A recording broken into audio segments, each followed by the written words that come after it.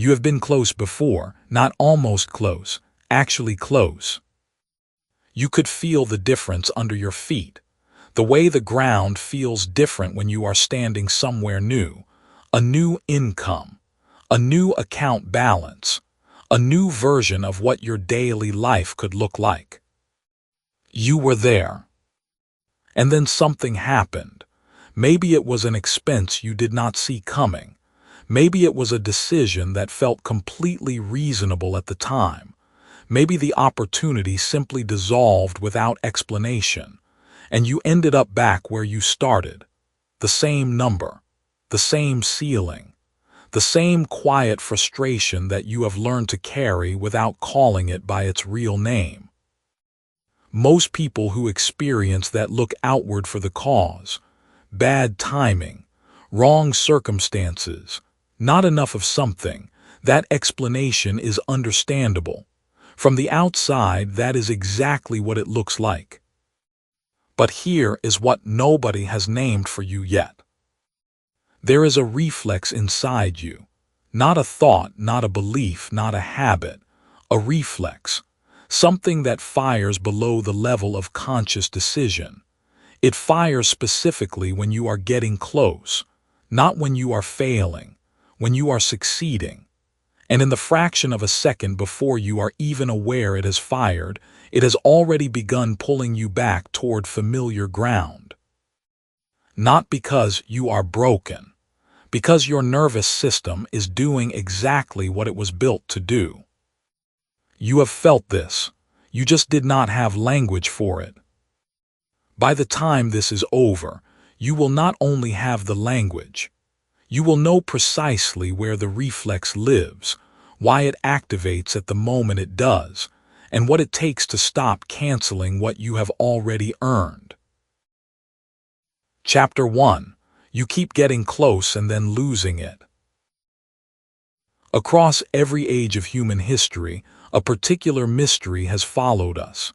In every culture, on every continent, among every kind of people, a pattern repeats with quiet persistence. A pattern so close to human life that most people never step back far enough to see it. Some people seem to reach a certain invisible line and then, as if by silent agreement with the universe, they stop. Not because the road ends, not because the opportunity vanishes, but because something inside them pulls back first. This pattern is ancient. It has been described in different languages, mapped by different traditions, and lived by nearly every person who has ever wanted something greater than what they had. You are living it right now. The question you are carrying, that half-articulated feeling of why it keeps not working, is the exact right question. What you are about to hear is not a motivational promise. It is a diagnosis, and a diagnosis is only frightening until it finally makes everything make sense. Here is a moment you may know from the inside. 𝗜𝗠𝗣𝗧𝗔𝗡 was 31 years old. She had been carefully building something for nearly 2 years. A consulting side business, 3 steady clients, a savings account that had climbed, for the first time in her adult life, past $8,000. She checked the balance on a Tuesday morning and felt something she had almost forgotten. She felt like it was actually working. That same week her car threw a transmission. $4,200. She paid it. The savings account dropped, but it was still alive. Then her landlord raised the rent by $300 a month. She absorbed it. She kept going.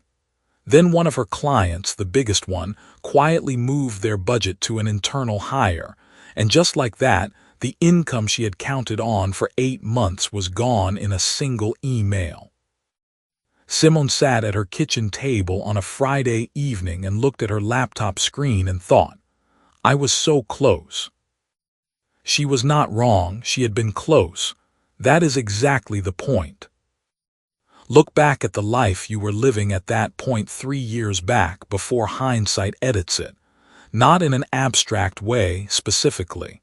What were you trying to build or change? What number were you reaching for? Was there a moment when you could feel it within range? And then what happened? Not what technically occurred. What you felt in the days right before things slipped. Because most people, when they look back honestly, notice something uncomfortable. The derailment rarely came from nowhere. It usually came from a decision, or an avoidance, or an unexpected crisis that arrived with almost perfect timing right at the threshold. That is the open question this chapter is asking.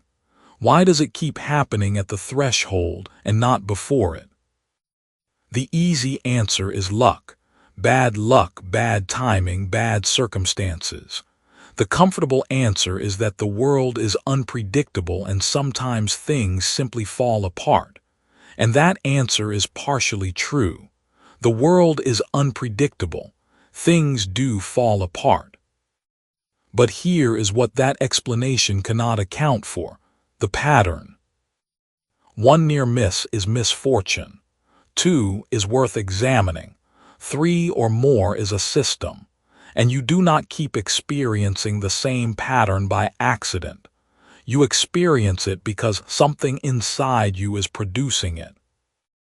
Not your conscious intentions, not your goals, your vision boards, your late nights, your discipline. You have plenty of those things. They are real and they are not the problem. The problem is operating beneath all of that. It is older than your goals. It is faster than your thoughts.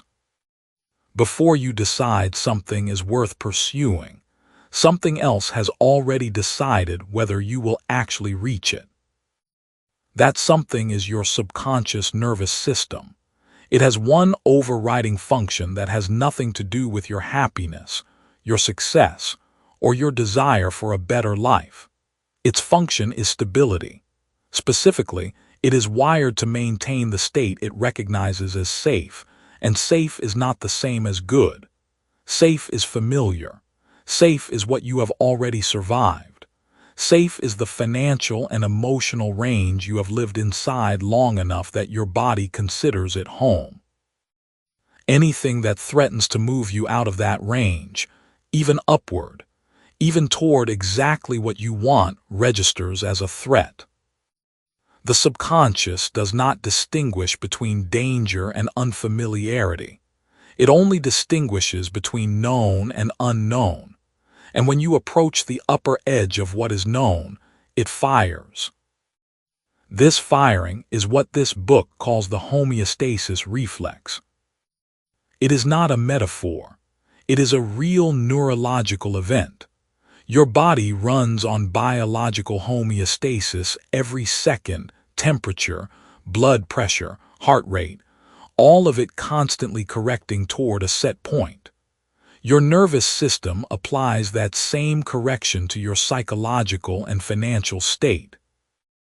When you drift too far above your established set point, when the money gets too high, when the opportunity gets too real, when success stops feeling like a dream and starts feeling like a fact, the reflex fires. Not in your mind first, in your body. A low-frequency anxiety you might mistake for intuition. A sudden restlessness you might call distraction. An impulse to make a decision you would never make in a calmer moment. The reflex fires before the thought arrives. That is what makes it almost invisible. Consider what happened to Simone. Look at the sequence again with new eyes. Her car, her rent, her client. Each of those events was real. None of them were invented by her imagination. But look at the order. They arrived as she crossed a threshold she had never crossed before. Her savings account had never been that high. Her confidence had never been that solid. Her sense of herself as someone who could actually build something had never been that clear. She was, for the first time in her adult life, outside the financial range her nervous system had learned to call home. And the reflex fired. Now this is the moment when most people object. They say, but the car really did break down. The landlord really did raise the rent. The client really did leave. Yes, all of that is true. The reflex does not manufacture events from thin air. What it does is subtler and far more powerful. It governs your response to events. It determines which problems feel solvable and which feel catastrophic. It shapes which opportunities you notice and which ones blur into the background. It controls the emotional volume on every piece of incoming information. And when you are at the threshold, it turns the alarm all the way up on everything that could pull you back, and turns the signal all the way down on everything that could push you through. 𝗜𝗠𝗣𝗧𝗔𝗡 had options she did not see, not because they were hidden, because her nervous system was not tuned to receive them. This is not a character flaw. It is not weakness or failure or lack of desire. It is a system doing precisely what it was designed to do. The tragedy is not that the system exists. The tragedy is that nobody told you about it. You were handed goals and told to be disciplined and encouraged to believe hard enough. And nobody explained that there is a mechanism inside you with the sole function of canceling the outcome you are working toward, the moment you get close enough to threaten the familiar. That mechanism is not your enemy, not exactly. It was built to protect you, but it is protecting an old version of you. It is protecting the version of you that learned what financial safety felt like, probably before you had any say in the matter. It is guarding a ceiling you did not choose. This book calls that the identity ceiling. It is the upper limit of what your subconscious considers normal for someone like you. And here is the thing about a ceiling. You can want to be above it. You can visualize being above it. You can work hard toward being above it. And still, at the moment of contact, something in you reaches up and keeps it in place. A little later, you will run into an idea about willpower. Once that lands, it starts changing every decision you make at the threshold that overturns the common assumption. But for now, stay here. Stay with the pattern, because naming it correctly is the first act of power you have had over it. You are not unlucky. You are not cursed. You are not fundamentally different from the people who break through. You are running a program that was written without your permission, and that program is working exactly as it was designed. Every time you got close and lost it, the system was not failing you. The system was performing, doing its job, protecting a set point you are now, for the first time, becoming aware of. Awareness is not the whole solution, but nothing that follows in these pages is possible without it. The first thing you have to see, clearly and without softening it, is that what happened to 𝗜𝗠𝗣𝗧𝗔𝗡 has happened to you, more than once. At that kitchen table, staring at a screen with the feeling that you were so close, you were. You were not imagining it. You really were close. And something inside you pulled you back. The question is no longer whether that something exists. You can feel that it does. The question is whether it can be interrupted. Chapter 2. The subconscious does not want you to win. Something most people believe about the mind is almost certainly wrong. You believe that when you want something, really want it, the mind lines up behind that want and begins pulling in the same direction. You believe desire is enough to create movement. Nearly everyone believes this. It is the foundation of every motivational speech you have ever heard, every vision board you have ever made, every morning routine you have ever started and abandoned. And it is wrong, not slightly off. Not an oversimplification. Wrong in the way a compass is wrong when it points you toward the cliff instead of the path. The part of your mind that controls your results is not listening to what you want. It is watching for what feels unfamiliar. And the moment something unfamiliar gets close enough, it does something specific. Something automatic. Something that happens before you have a single conscious thought about it. You are going to understand exactly what that something is before this chapter ends. The previous chapter brought you to the edge of a question.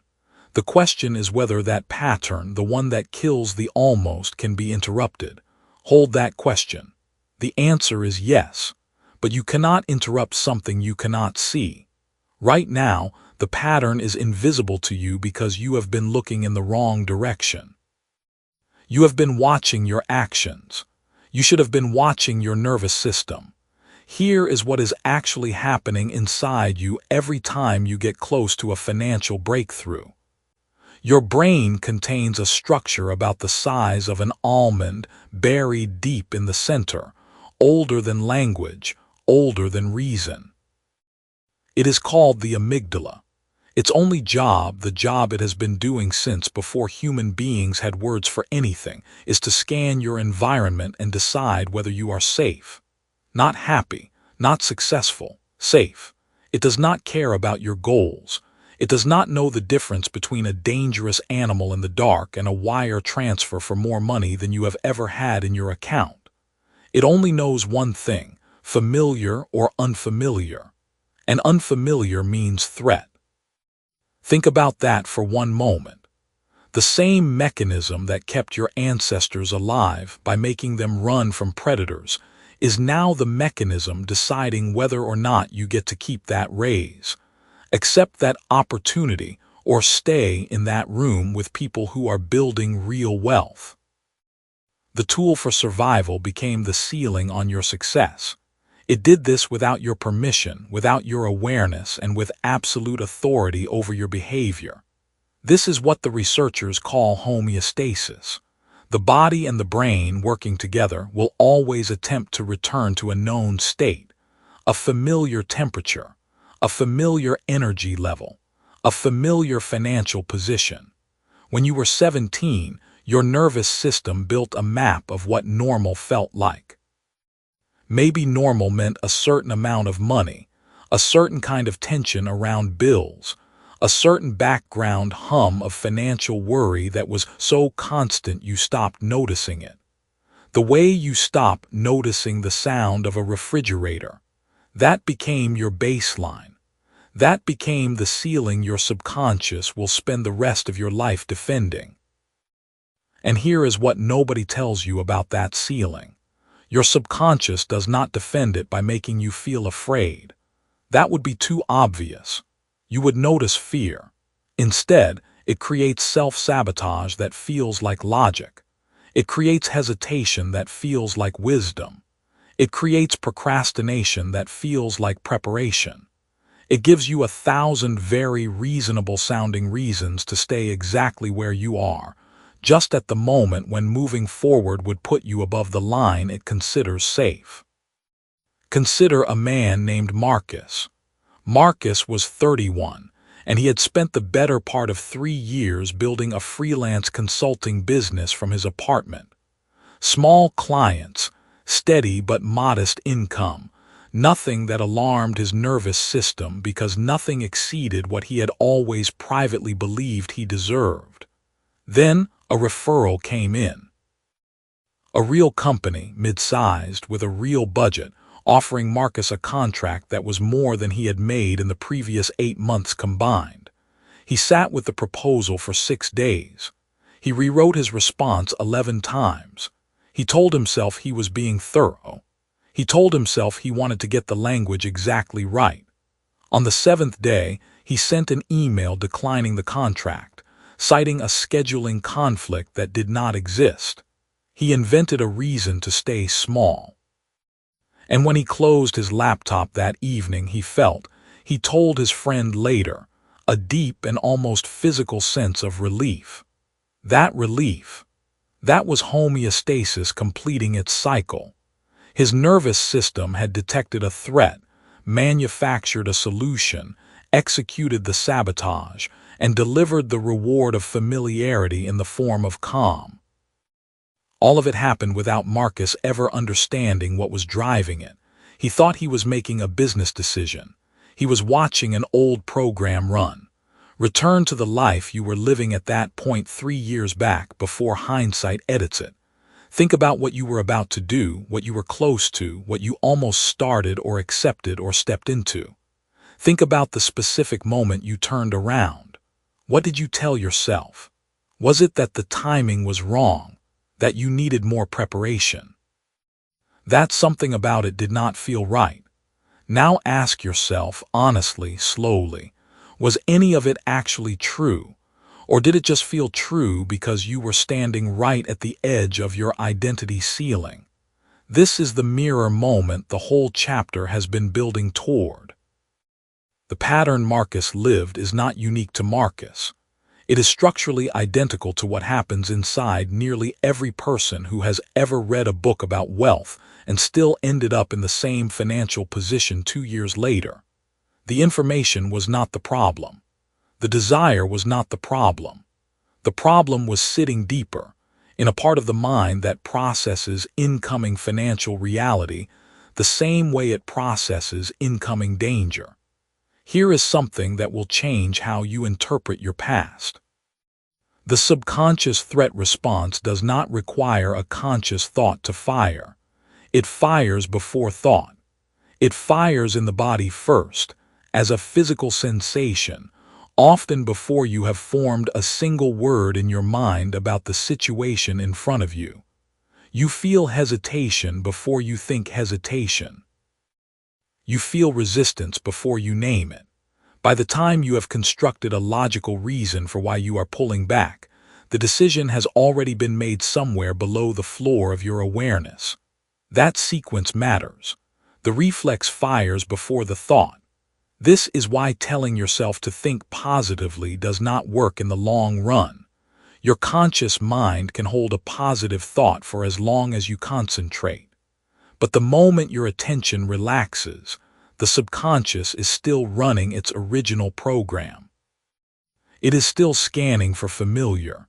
It is still returning the thermostat to its default setting. A positive thought layered over an unchanged threat response is like painting a wall without fixing the cracks. It looks different. It does not hold. Now consider the specific flavor of this threat response as it relates to money. Researchers studying financial behavior have found a consistent pattern they describe as proximity panic. The closer a person gets to a level of wealth that exceeds their internalized ceiling, the more intensely the nervous system responds. Not at the beginning of the attempt. Not when the idea is still abstract and comfortable and far away. The panic activates at close range. That is what makes it so disorienting. You have worked for months, sometimes years, and then right at the edge of the thing, you feel an urgency to step back that feels more powerful than the desire to step forward. Proximity panic. Remember that phrase. It will reappear later in this book in a context that reframes one of the hardest moments you will likely face. And further on, you will run into an idea about failure that overturns the common assumption. When that becomes clear, it starts changing how you interpret every setback you have ever had. But stay here for a moment. There is one more thing about the threat response that needs to land before you move forward. The subconscious is not malicious. It is not trying to ruin your life. It is doing exactly what it was designed to do, which is protect you from the unknown. The problem is that it cannot distinguish between unknown danger and unknown opportunity. To the amygdala, both look the same. Both feel unfamiliar. Both trigger the same defensive cascade. So your subconscious has not been betraying you. It has been protecting you from the only thing it has ever been able to see, the distance between where you are and where you have never been before. That is the diagnosis. Your subconscious is not your enemy in a simple sense.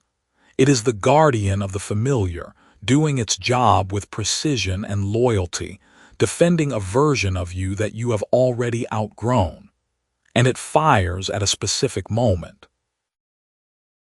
Chapter 3. Homeostasis is the enemy inside the house. Trying harder is what keeps most people broke. That sounds like an insult. It is not. It is a precise description of what happens inside a nervous system pushed past its financial set point. The harder you push toward money, the faster the system works to erase what you just built. And the mechanism doing the erasing is not doubt, not laziness, not bad luck. It has a name. It has a physiology. Once you see how it operates, you will never mistake its interference for coincidence again. That reflex described in the previous chapter, the one that fires right before the breakthrough, that moment has an address. It lives inside a biological process so ancient and so thorough that your body uses it to regulate your temperature, your blood sugar, and your heart rate. Without you ever asking it to, it also uses it to regulate your income. The system is called homeostasis. Understanding it is the single most clarifying thing you can do for your financial future. Here is a question to hold as this chapter unfolds. If the same mechanism that keeps your body at 98.6 degrees is also keeping your bank account at a number it has decided is normal, what would you have to change first, your habits or the setting? Hold that question. The answer is coming. But first, you need to understand exactly what you are dealing with. Your body is a regulation machine. Every system inside you has a preferred range, and every system fights to stay there. Your internal temperature, your hormone levels, your sodium balance, all of it is constantly monitored, adjusted, corrected. When you step into cold air, your body shivers to generate heat. When you overheat, you sweat to cool down. The body does not debate these corrections. It does not weigh the options. It executes them automatically, immediately, and without your permission. This is homeostasis, and it is not a flaw. For your body's survival, it is the most brilliant design imaginable. Without it, a single cold morning could kill you. Without it, one stressful week could throw every organ into chaos. The regulation reflex is your body's promise to itself. No matter what the outside world throws at you, we will return to the setting. The setting. That word matters more than it sounds. What homeostasis is really defending is not a temperature. It is an identity. It is the body's deeply encoded answer to the question, what is normal for you? And for most people listening right now, that answer was written a long time ago. It was written in a home they grew up in, watching people handle or mishandle money in ways that felt completely ordinary at the time. Think about where you were 5 years ago financially. Not just the number in your account, but the feeling. The familiar low-level hum of financial pressure. The way certain conversations about money made your chest tighten without explanation.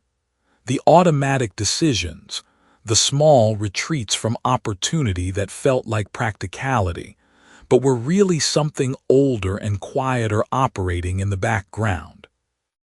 That familiar state, whatever it felt like, was your set point, and your nervous system has been working to protect it ever since. Now think about every time you got close to breaking out of it. A raise came through, and within 60 days an expense appeared to absorb exactly that much. A windfall showed up, and somehow it was gone before it could change anything. A business idea gained real traction, and then something stalled, a distraction, a conflict, a sudden loss of drive that arrived with no explanation. You called it bad luck or bad timing or fear, and you were partly right about fear.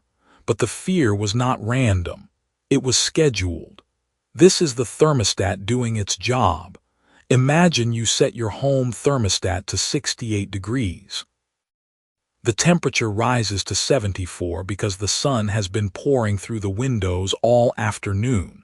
The thermostat does not sit in judgment. It does not evaluate whether 74 feels more comfortable. It detects the deviation, triggers the air conditioning, and returns the room to 68. The sun was not wrong to shine. The room was not wrong to warm up. The thermostat was not wrong to correct. It was doing exactly what it was designed to do. Your financial nervous system runs the same protocol. When an opportunity, a windfall, a promotion, or a new relationship brings your financial temperature above your set point, the system registers it as a deviation. Not as a threat in the traditional sense, not as a lion in the grass, but as a deviation from normal. And normal to your subconscious is not what is good for you. Normal is what is familiar. The nervous system does not evaluate quality. It evaluates distance from the setting. And when the distance gets large enough, it fires. That firing is what this book calls the homeostasis reflex. There was a woman named Carmen who grew up watching her mother manage money with a particular combination of resourcefulness and quiet shame. There was always enough to survive, but never enough to feel secure. Never enough to stop worrying at the end of the month. Carmen was a gifted graphic designer, and by her late 20s she had built a freelance business that should have been thriving. Clients liked her. Her work was genuinely strong. But every time her monthly income climbed past a certain threshold, always roughly the same threshold, something happened. She would undercharge a client, or lose one to a competitor she knew was less talented, or fall ill for a week at the exact wrong moment and fail to follow up on leads she had spent months building. She told herself she was unlucky. She told herself she needed better systems, a better website, a better pitch. She was not unlucky. She did not need better systems. Her thermostat was set to her mother's number, and every time Carmen's income climbed past it, the system kicked on the air conditioning. The moment she understood this, not as a metaphor but as a literal biological process, she stopped trying to fix her systems. She started working on the setting. Here is what most people never consider. The thermostat does not care how much you deserve warmth. It does not assess your effort, your intelligence, or the quality of your intentions. It measures temperature against the setting, and it responds to deviation. That is its entire function. So every technique aimed at producing more results without changing the setting has run directly into this mechanism. Every vision board, every morning affirmation, every productivity strategy. If the setting was not changed first, the results were automatically corrected back to normal. This is not a reason to stop taking action. It is a reason to understand the sequence. The sequence is the revelation. Here it is. Action without identity change is the thermostat cycling harder. You generate heat, the system corrects. You generate more heat, the system corrects again. You exhaust yourself trying to maintain a temperature the house was never built to hold. But when the setting itself is raised, when the identity ceiling moves, the same action that previously triggered correction now falls inside the acceptable range. The system no longer corrects it. It defends it. That is the shift you are working toward. Not more effort in the same house. A different setting. Soon, you will run into an idea about motivation, about why the drive to change feels so intense in some moments and completely absent in others that overturns the common assumption. When you see the neurological reason for that inconsistency, it will change how you approach the moments when you feel most stuck. But right now, stay with the thermostat. Because there is one more thing the thermostat metaphor reveals that most people never sit with long enough to let it land. The thermostat operates before you notice the temperature has changed. By the time you feel the air conditioning kick on, the correction is already underway. The decision to correct was made without you. The reflex fired before the thought. This is why people who are fully committed to financial change still find themselves executing the exact patterns they swore they would stop. It is not weakness of character. It is timing.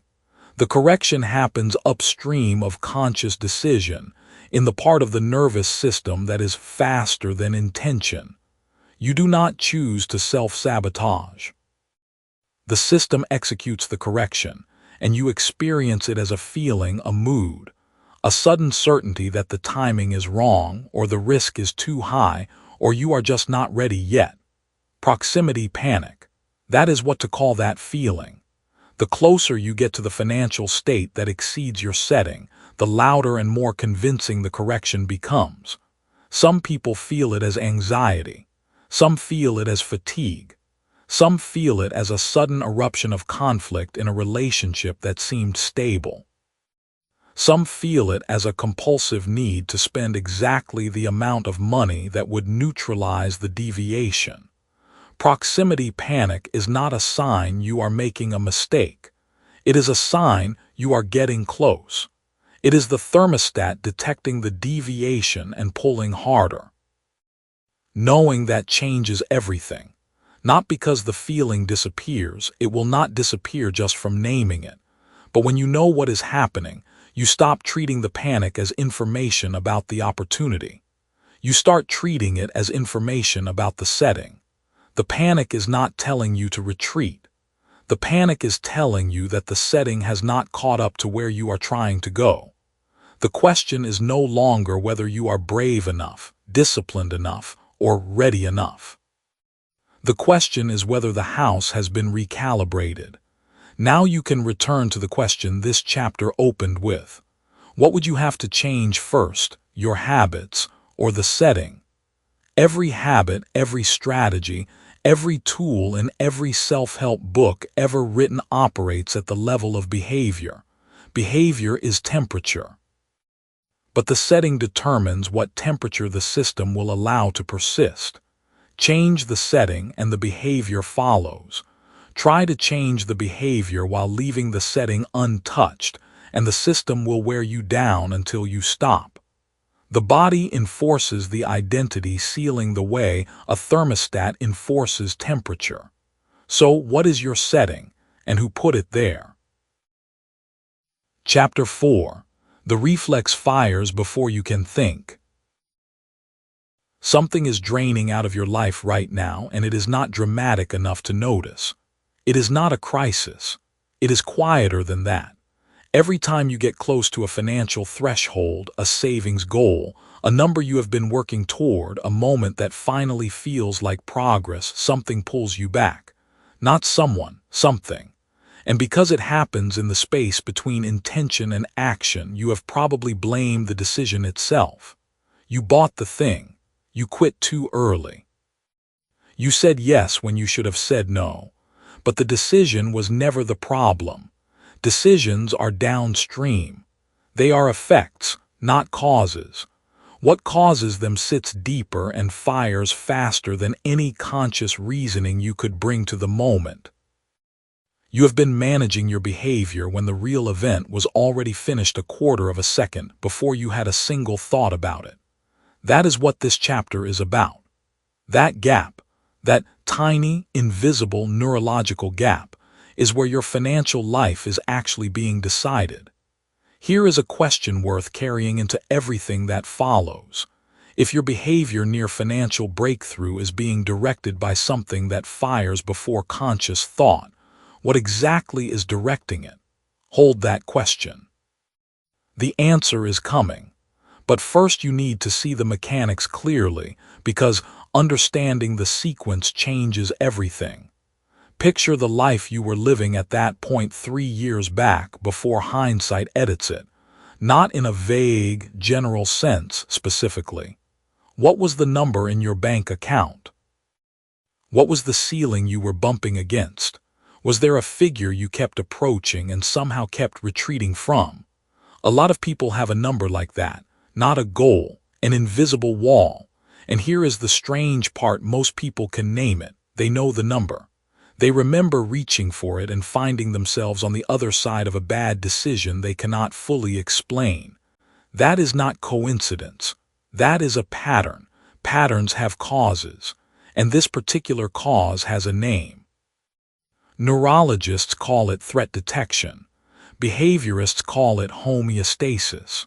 For the purposes of what you are learning here, call it the identity sealing reflex. It is not a metaphor. It is a measurable physiological event. When your nervous system registers that you are approaching a state that exceeds your established identity as a financial person, the wealth level your subconscious has built its entire threat assessment model around, it does not ask for your opinion. It does not consult your goals. It does not read your vision board. It fires. A cascade of neurochemicals moves through your body in milliseconds. The amygdala, the oldest and fastest part of your emotional brain, flags proximity to the unknown as danger. And then, before you have finished a single conscious sentence about the situation, your body is already preparing a response. That response is what you later call a bad decision. Now meet 𝗜𝗠𝗣𝗢𝗧𝗔𝗡. 𝗜𝗠𝗣𝗢𝗧𝗘 and works and she works in logistics coordination for a regional shipping company. She is organized, precise, and by every external measure she is responsible with money. She tracks her expenses. She knows what subscriptions she pays for. She has a savings account she calls her cushion. For most of her adult life, that cushion has held roughly $1,100, not because 1,100 was a goal, not because she decided on that number. It simply lived there, comfortable, familiar. The number her cushion always came back to. Earlier this year, 𝗜𝗠𝗣𝗧𝗔𝗡 received a performance bonus, $3,200 deposited on a Tuesday. By the following Monday, most of it was gone, not on one large purchase, on many small ones. A weekend trip she had been hesitant about, a new laptop she could have waited on. A dinner, some clothes, a few things she had been telling herself she deserved. Each purchase felt reasonable. Each felt earned. The emotional logic was clean. This is extra money, so spending it is fine. What she did not feel was the sequence that had actually been running. What she did not hear was the alarm.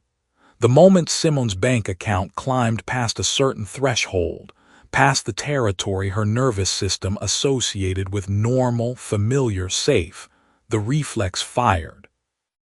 Not as a sensation she could name, not as a warning she could examine, it fired as urges, as impulses that wore the clothing of reward and permission. The $3,000 figure was foreign to her identity ceiling.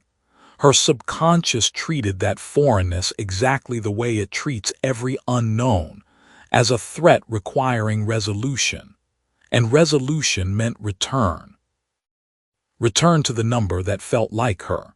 The number her nervous system had spent years learning to recognize as home.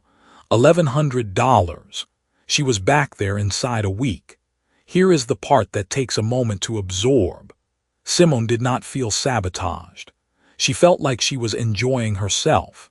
She felt like she was finally spending on things she deserved, finally saying yes, finally releasing the tight grip she kept on her finances most of the year. The behavior that was pulling her back to her identity ceiling felt like freedom. It felt like reward. It felt, in the deepest sense, like common sense. That is the design. That is what makes this reflex so difficult to catch in real time. Sabotage does not arrive wearing a warning sign. It arrives wearing exactly the feeling you have been waiting for. It speaks in your own voice. It uses your own reasoning. It knows your justifications better than any external critic ever could because it built them from the inside. The sequence always runs the same way. First comes proximity. You get measurably close to a financial state that exceeds your current identity ceiling, whether that means your account balance, an offer you are about to accept, a contract you are close to signing. Second comes the neurological alarm.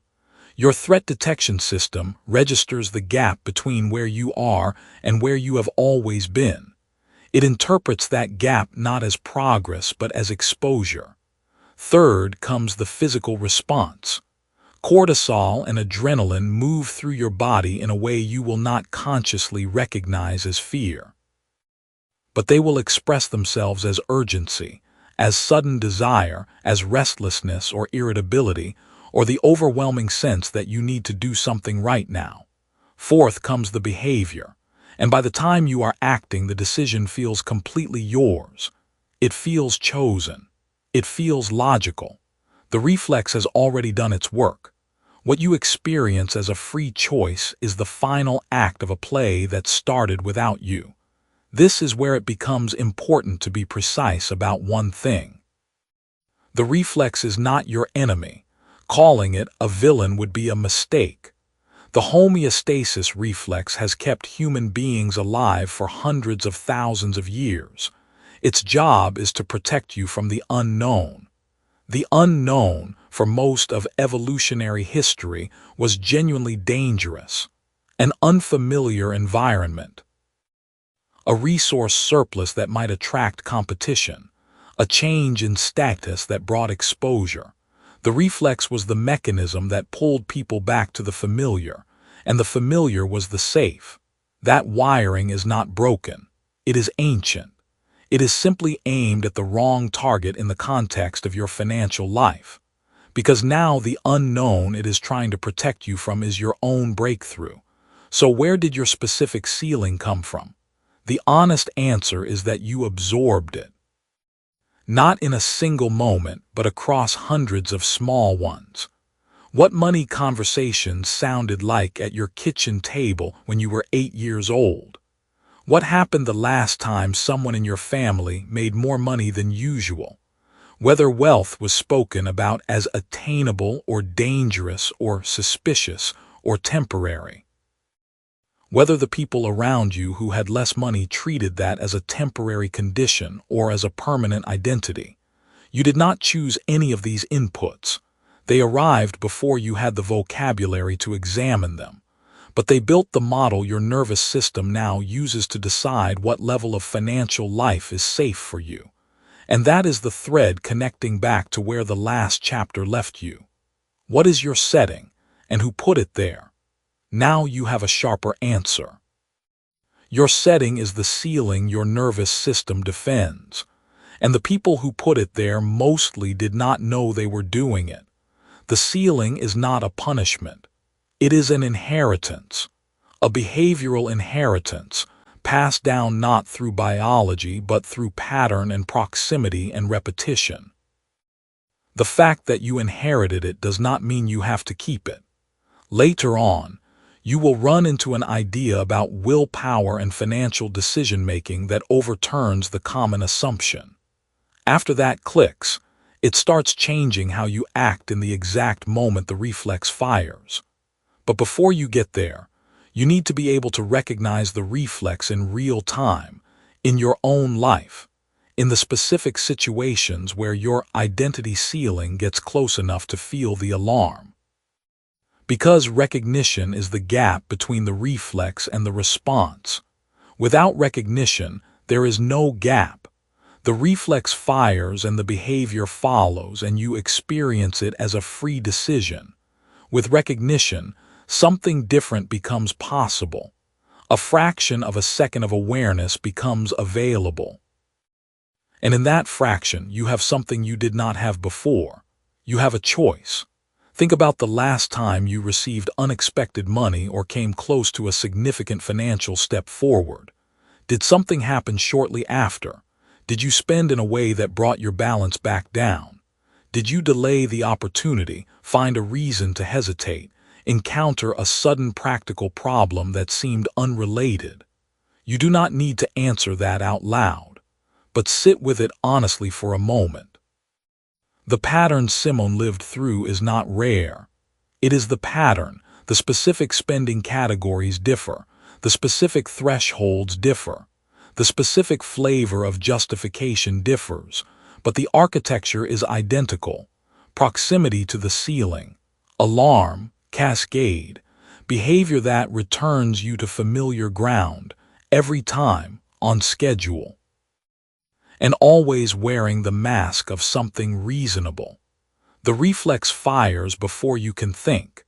That is not a flaw you can fix with better planning or stronger intention. So what exactly do you do in the quarter second before the behavior begins? Chapter 5. Your financial identity was set before you were 10. The most important financial decision of your life was made before you had any say in it. That sounds like an excuse people use to explain why they stayed stuck. It is not. It is a neurological fact about when the brain locks in its first operating model of the world. Money was part of that model, whether your family talked about it openly or never mentioned it at all.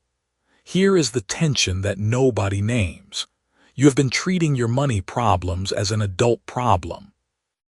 You have been reading about budgets and passive income and wealth-building strategies as if the obstacle were informational. But the obstacle was never information. The obstacle was installed quietly, systematically, in the years before your prefrontal cortex could evaluate what it was absorbing. You cannot outthink a belief you do not know you hold, and you cannot know you hold it until you go back to where it started. That is exactly where this chapter is going. You asked the right question at the end of the last chapter. What do you do in the quarter second before the behavior begins? Before the flinch, before the self-sabotage, before the inexplicable pullback when something good was finally within reach? The answer lives in the first decade of your life, not as metaphor, as mechanism. Close your eyes if you can. If you are driving or walking, simply let your attention narrow inward. Think back to the first time you remember hearing the word money used with any emotional weight. Not a lesson, an emotion, someone's voice rising or dropping. A silence that followed a number someone said out loud. A face that changed when a bill arrived. You may need a moment. Give yourself that moment right now. Whatever came up, hold it. We will return to it. There is a researcher named Daniel Kahneman who spent decades mapping how the mind makes decisions. One of the things his work revealed was this: the brain does not weigh every new situation freshly. It matches incoming experience against patterns already stored, and it responds to the pattern, not the present reality. This happens below conscious awareness. It happens fast. It is designed to be efficient. In most areas of life, it serves you well.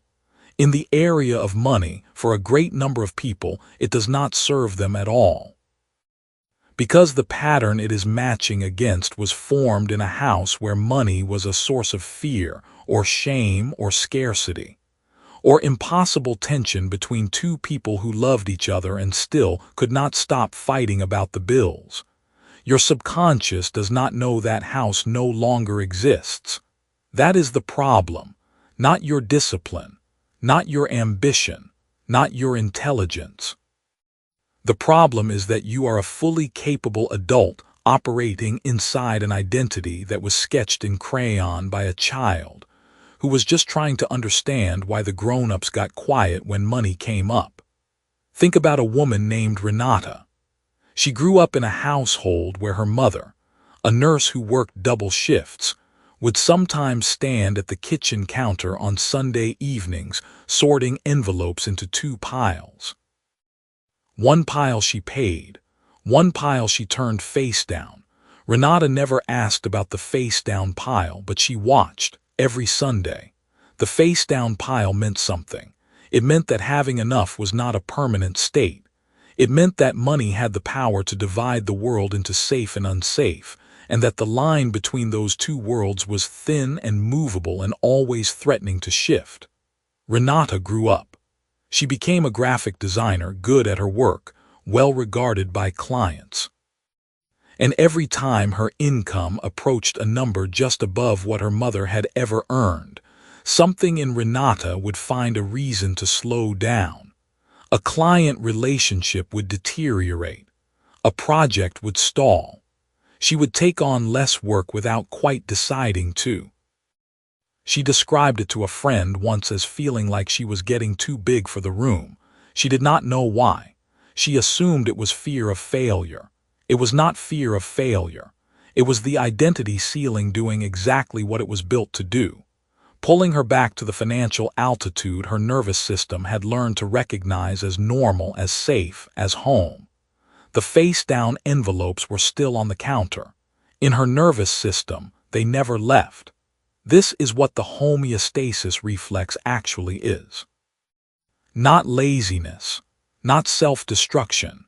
It is the nervous system executing a loyalty to the financial world of childhood, because that world, however painful, was at least familiar.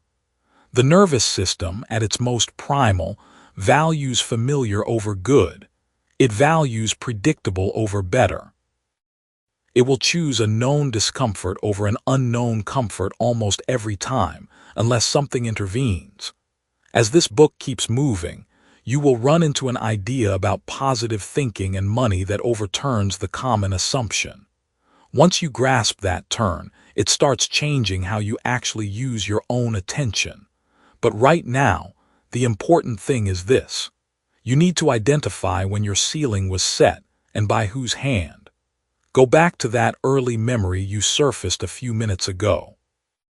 The voice, the face, the silence, whatever it was, what did that moment teach you? Not what did it say to you, because it probably did not say anything at all. What did it teach you, wordlessly, about what money meant? Was it the thing that caused suffering? The thing that separated people who mattered from people who did not? The thing that was always almost enough but never quite? The thing that made the person you loved most in the world look tired and defeated and old before their time? You absorbed a lesson. You absorbed it because you were a child, and children are learning machines. The brain at age 4, 5, 6, 7 is in a near-constant state of high absorption. Neuroscientists describe this period as a critical window, a time when the mind is building its first model of how the world works. That model becomes the lens through which every future experience is filtered. You were not being careless when you absorbed those lessons. You were being a child. You were doing exactly what children do. But here is what nobody told you afterward. The model got locked in, not permanently, not irreversibly, but locked in the way a thermostat is locked in. It keeps returning to the set point even after the room temperature changes. You can open a window. You can turn on a fan. The thermostat will fire the heat again the moment the room drops below the number it was programmed to maintain. The programming is not in the room. It is in the device. You are not the room. You are not the window or the fan or the outside temperature. You are operating the thermostat, and until you change the set point, every correction you make will be temporary. This is why the raises did not stick, why the windfalls disappeared, why every time you got close to a new financial reality, something seemed to pull the ground out. It was not bad luck. It was proximity panic, the nervous system registering that you were too far from the familiar and executing its correction protocol. The reflex fires before the thought, long before the thought. By the time you noticed yourself making the self-defeating choice, the decision had already been made at a level below your awareness. Revisit the life you were living at that point 3 years back before hindsight edits it. Not in grand terms, just the numbers. What was your income? What did a good month feel like? What did a scary month feel like? Then ask yourself this honestly. Does the range you are living in right now look strikingly similar to that range? Despite everything you have tried, despite every course you bought, every habit you attempted, every plan you made with absolute sincerity. If the answer is yes, you are not failing. You are proving the mechanism. The ceiling holds, not because you are broken, because the ceiling was installed before you were old enough to choose whether to accept it. A man named Clifford discovered this at age 31, sitting in a therapist's office after his third business attempt had dissolved the same way as the first two. Right at the point of real traction, right when the numbers started meaning something, the therapist asked him to describe the earliest memory he had of money. He tried to think of something instructive. What came up instead was a Saturday afternoon when he was 7 years old. His father was on the phone with someone, voice low and controlled in the way that meant the opposite of control. Afterward, his father came into the living room and sat down without saying anything. The silence that followed was so complete that 7-year-old Clifford had understood, without a single word being spoken, that money could take something from a man, could take his posture, could take his voice, could make him smaller in his own living room. Clifford had spent 24 years making sure he never let money make him that small. His strategy, developed entirely without his awareness, was to stop before money got big enough to have that kind of power over him. He had been protecting himself from a room he had not been in since 1999. That is the ceiling. That is where it comes from, not from your failures as an adult, from someone else's relationship to money, absorbed by a child who had no frame of reference to evaluate it and no choice but to treat it as truth. The ceiling was not yours to begin with, and that means it was never permanent. The question now is not whether you can change the set point.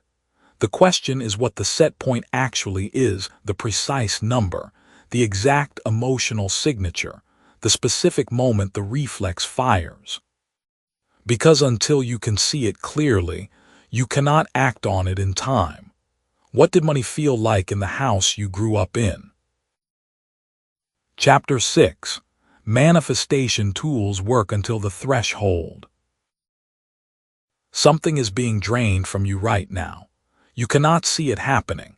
Not money from a wallet, not hours from a clock. Something slower and more damaging than either of those. Every visualization session you complete, every affirmation you repeat with genuine feeling, every vision board you build with real belief behind it, each one moves you closer to a ceiling you do not yet know is there. When you reach it, the whole mechanism stalls, not because the tools failed. Because something underneath the tools was never touched. That something is costing you not just the goal you set, but every compounding version of that goal. Every door that opens behind the first door. Every option that only becomes available once the first breakthrough lands. That cost is not dramatic. It does not announce itself. It simply sits there, quietly running day after day, in the gap between what you can almost reach and what you actually hold. The question this chapter answers is one most people invested in manifestation never think to ask.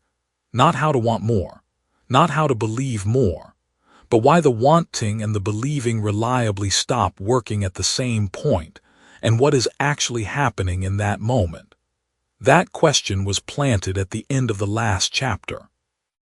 What did money feel like in the house you grew up in? Hold that.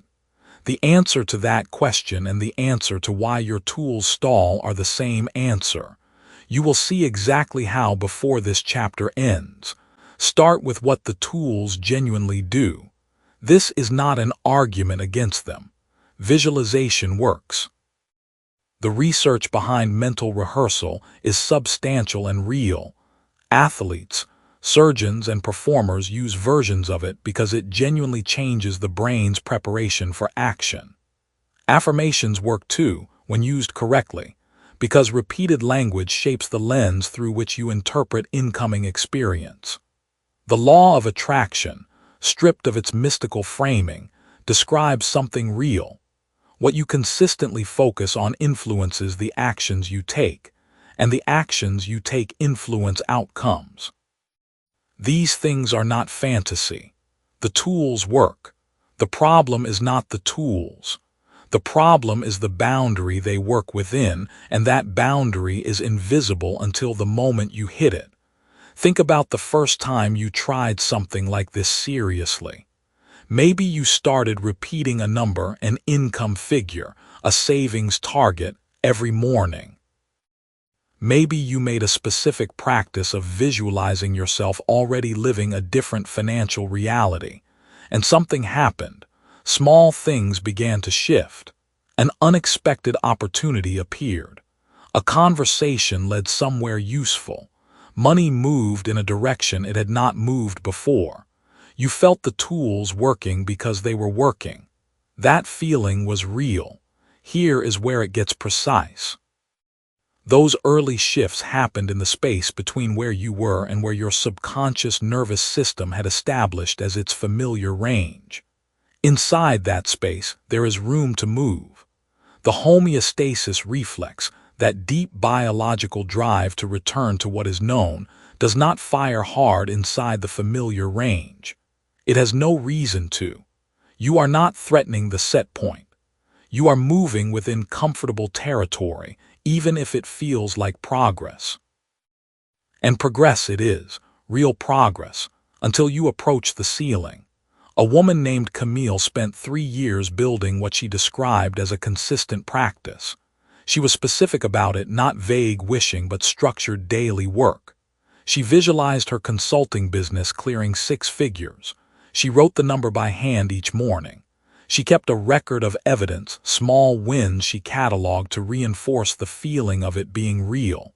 And for 3 years, something kept moving. Her income climbed. Clients came. Work improved. She was not imagining the results. Then she crossed a threshold she did not know existed. Her business reached the edge of that 6-figure mark, close enough to feel it, close enough that the math was clear.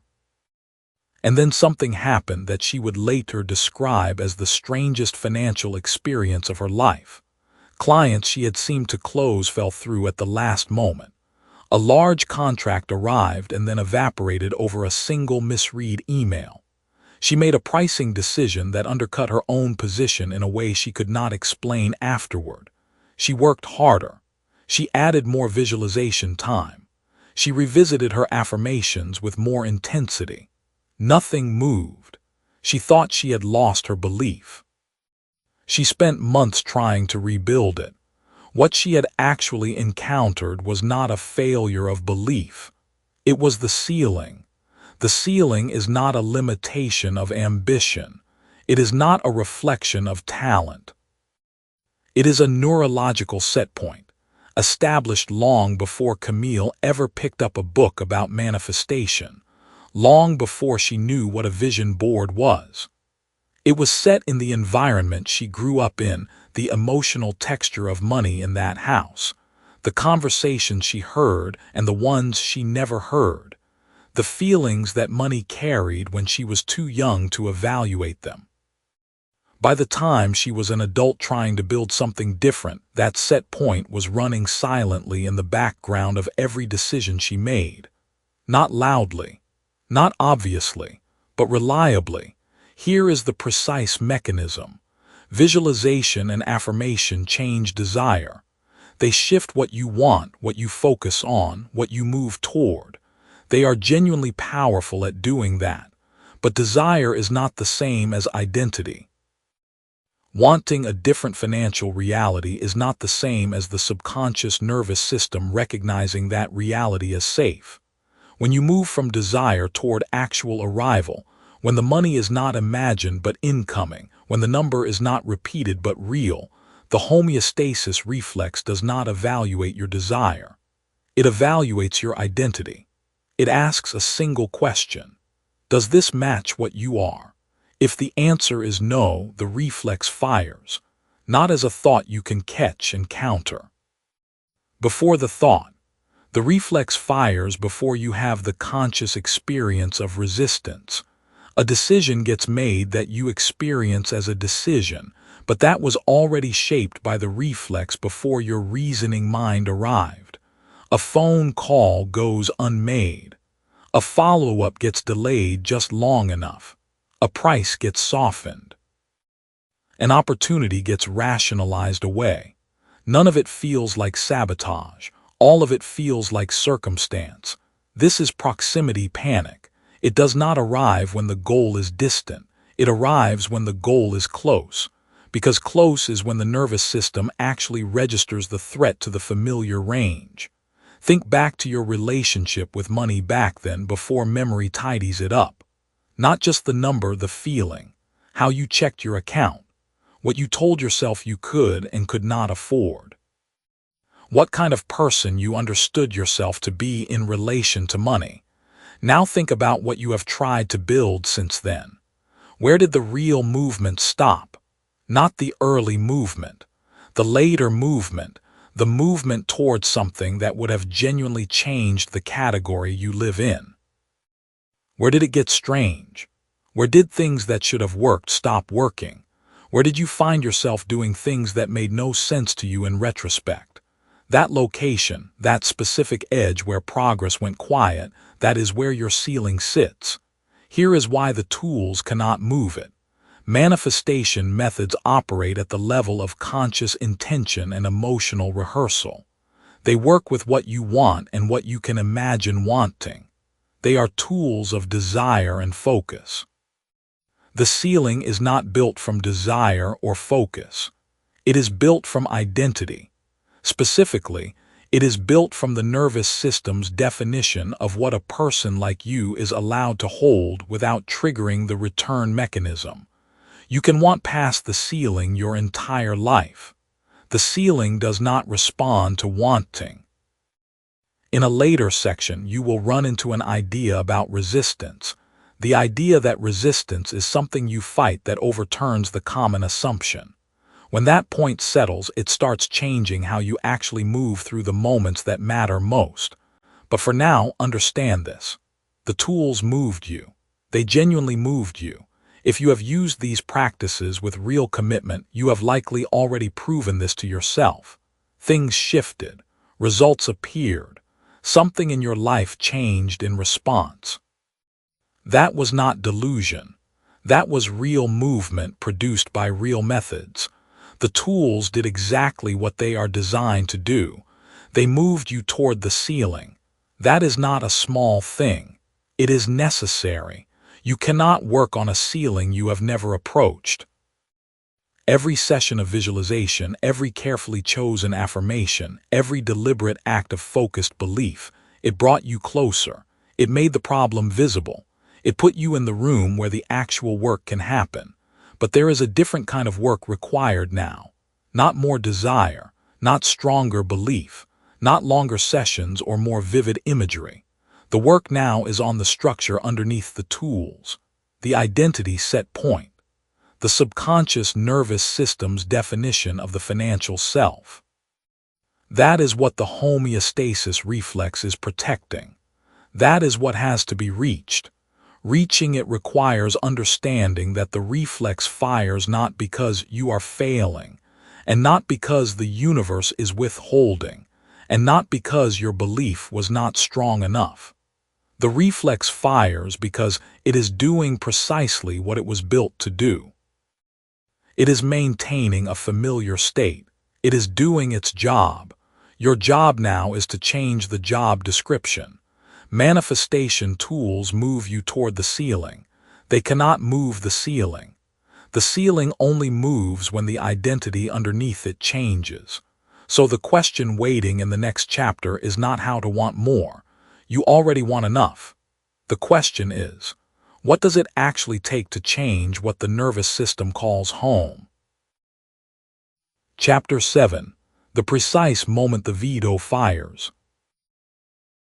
The closer you get to a real financial breakthrough, the more your nervous system works to destroy it. That sounds like pessimism. It is not. It is a precise description of a mechanical process that happens inside you at a specific, predictable window of time. Once you understand what that window looks like from the inside, You will never mistake it for bad luck again. The previous chapter left you with one clean question. Not how to want more, you already want enough. The question was what it actually takes to change what the nervous system calls home. This chapter answers that directly, but it answers it in a way you probably did not expect. The path to changing your nervous system's idea of home does not start with building something new. It starts with recognizing the exact moment the old wiring fights back. That moment has a name. Call it the proximity panic window. It arrives on a schedule most people never see coming, because they are too busy calling it anxiety, second thoughts, bad timing, or just another sign that this particular opportunity was never meant for them. Here is the open loop you need to hold as you move through this chapter. There is a specific behavioral signature that appears in the days and weeks before a financial shift takes root. 4 signals, each one distinct, each one disguised as something reasonable. Most people experience at least 3 of them before every major breakthrough they fail to complete. By the end of this chapter, you will know all 4 by name. But the more important question, the one that matters more than recognition, is what you do the moment you spot them. That answer is coming. First, you need to feel the full weight of what is actually happening inside you when the window opens. Imagine you have been moving towards something for months. Maybe it is a business you finally launched. Maybe it is a financial decision you have been circling for years. Maybe it is simply a new pattern of earning and keeping money that, for the first time, seems to be working. The numbers are moving in the right direction. The evidence is real. You can feel the momentum the way you feel a car picking up speed on an open highway, that particular sensation of things finally clicking into place. And then, somewhere around 2 to 6 weeks before the shift would have locked in, something changes. Not outside, inside. You start sleeping differently. You start second-guessing decisions you had already made. A familiar pull arrives, some quiet, urgent voice suggesting you moved too fast, that this was never as solid as it looked, that something is about to go wrong. The pull does not announce itself as fear. It announces itself as wisdom. That is what makes it so effective. Call up the life you were living at that point 3 years back, before hindsight edits it. Think about a moment when something genuinely good was building in your financial life, and then think about whether there was a specific point when it stopped. Not dramatically, not in a single clear event, but slowly through a series of choices that each felt completely rational at the time. A subscription you canceled, an opportunity you delayed, a conversation you decided not to have. None of those choices felt like self-sabotage. They each felt like prudence, common sense, maturity even. That was the proximity panic window doing exactly what it is built to do. The homeostasis reflex, that deep, wordless drive in your nervous system to return to financial familiarity, does not fire when you are struggling. It fires when you are winning. It fires precisely because you are winning. You are approaching the edge of what your identity ceiling allows, and the system that built that ceiling is not going to let you cross it without a fight. The reflex fires before the thought. That is the part most people never grasp. By the time you are consciously deciding to slow down or pull back, the reflex has already been running for days. You do not think your way into the proximity panic window. You wake up inside it, which is exactly why you need a way to recognize it from the outside of the feeling, not the inside. Here are the 4 signals. They are not a checklist you read silently.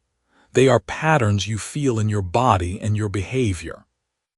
You need to know each one well enough to call it by name the moment it appears. The first signal is sudden generosity with your own time. When the proximity panic window opens, You will notice yourself becoming extraordinarily available to other people's problems. A friend needs help moving. A family member needs a long conversation. A colleague needs you to take on something outside your role. None of it feels like avoidance. It feels like loyalty, like being a good person. But the pattern is specific. The generosity spikes at the exact moment your own momentum is building, and it pulls your attention away from the one thing that was working. This is not a character flaw. It is your nervous system creating interference in the signal. The second signal is a sudden appetite for research. You have already done the work. The plan is in motion. And then, inexplicably, you find yourself going back to the beginning, reading everything again, watching videos, listening to people who explain why this kind of thing usually does not work. It feels like due diligence. It is not. It is your subconscious staging a review process that was never necessary, designed to introduce enough doubt to stall the momentum before it crosses the threshold.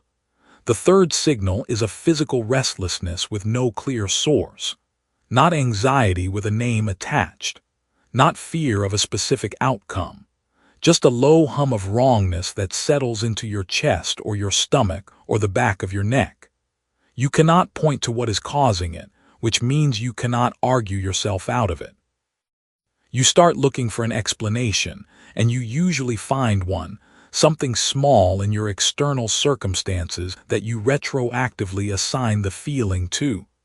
That explanation is not the cause. The restlessness arrived first. The cause came later, borrowed from whatever was available. The fourth signal is retrospective doubt about the original decision. You find yourself thinking back to the moment you began, the decision to start, to invest, to commit, and it suddenly looks smaller and less certain than it did at the time. You remember hesitations you had smoothed over. You remember advice from someone who told you to wait. The memory is accurate, but the emotional weight attached to it is new. That weight makes the past look different than it actually was. This is your nervous system rewriting the record to support the retreat it has already decided to execute. Those four signals form the face of the proximity panic window: sudden generosity with your time, hunger for unnecessary research, sourceless physical restlessness, retroactive doubt about the original decision. Now, here is a story. A woman named Delphine worked for 11 years in commercial property management. Not building wealth, managing it for other people. She was meticulous, she was trusted, and she was underpaid by roughly $40,000 a year relative to her actual market value. She knew this. Everyone around her knew it. For most of those 11 years, she told herself she was waiting for the right moment. When the moment came, it arrived through a private real estate investment group that had been watching her work for 2 years. They offered her an equity stake in a mid-size project, the kind of entry point she had told herself she was waiting for. She said yes.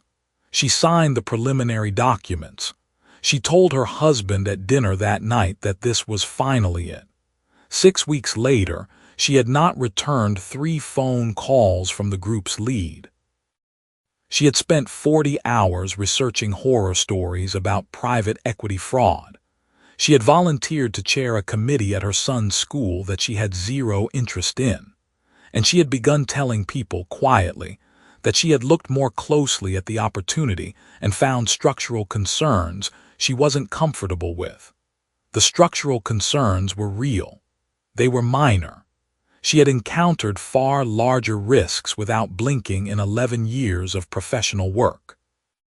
But inside the proximity panic window, minor evidence expands to fill the entire frame. The reflex does not need the threat to be real. It only needs the threat to be usable. Delphine did not take the equity position. The project returned 22% over 18 months. She found out from a colleague who had joined in her place. She is not a cautionary tale about greed or risk tolerance. She is a portrait of what the homeostasis reflex looks like from the outside when you can see the whole picture. From the inside, every choice she made felt rational. Before long, you will run into an idea about willpower and financial discipline that overturns the common assumption. After that really registers, it starts changing how you act. But for now, stay here. Because the answer to the open loop is this. You asked what you do when you spot the 4 signals. The answer is not to fight the feeling. The answer is not to push through the fear. Both of those responses engage with the reflex on its own terms, and the reflex is faster and older than your conscious reasoning. Fighting it directly is not a strategy. It is a wrestling match you almost always lose. What you do instead is name it out loud. Spoken language activates a different part of the brain than the part where the reflex lives. When you say, specifically and aloud, "This is the proximity panic window and it is firing because I am close," you are not performing a ritual. You are interrupting a circuit. The reflex cannot survive precise naming the way it survives vague discomfort. Vague discomfort is its native environment. Precision is not. This is the block's recognizable face: 4 signals, 1 window, 1 mechanism. The moment you can name it, you can interrupt it. The block has a schedule. You are now on it. What happens after the interrupt? That is where the real question lives, and it is the question the next chapter was built to answer. Chapter 8. Raising the ceiling requires raising the body. Something is being drained from you right now, and it is not your effort. Every time you reach a certain level of financial possibility and then find yourself back where you started, you are not losing one opportunity. You are losing the compound return on every door that almost opened. The distance between where you are and where you almost were is not measured in money alone. It is measured in what that money would have become, what it would have allowed, what version of your life it would have funded. The mechanism pulling you back is not laziness, not bad timing, not the wrong strategy.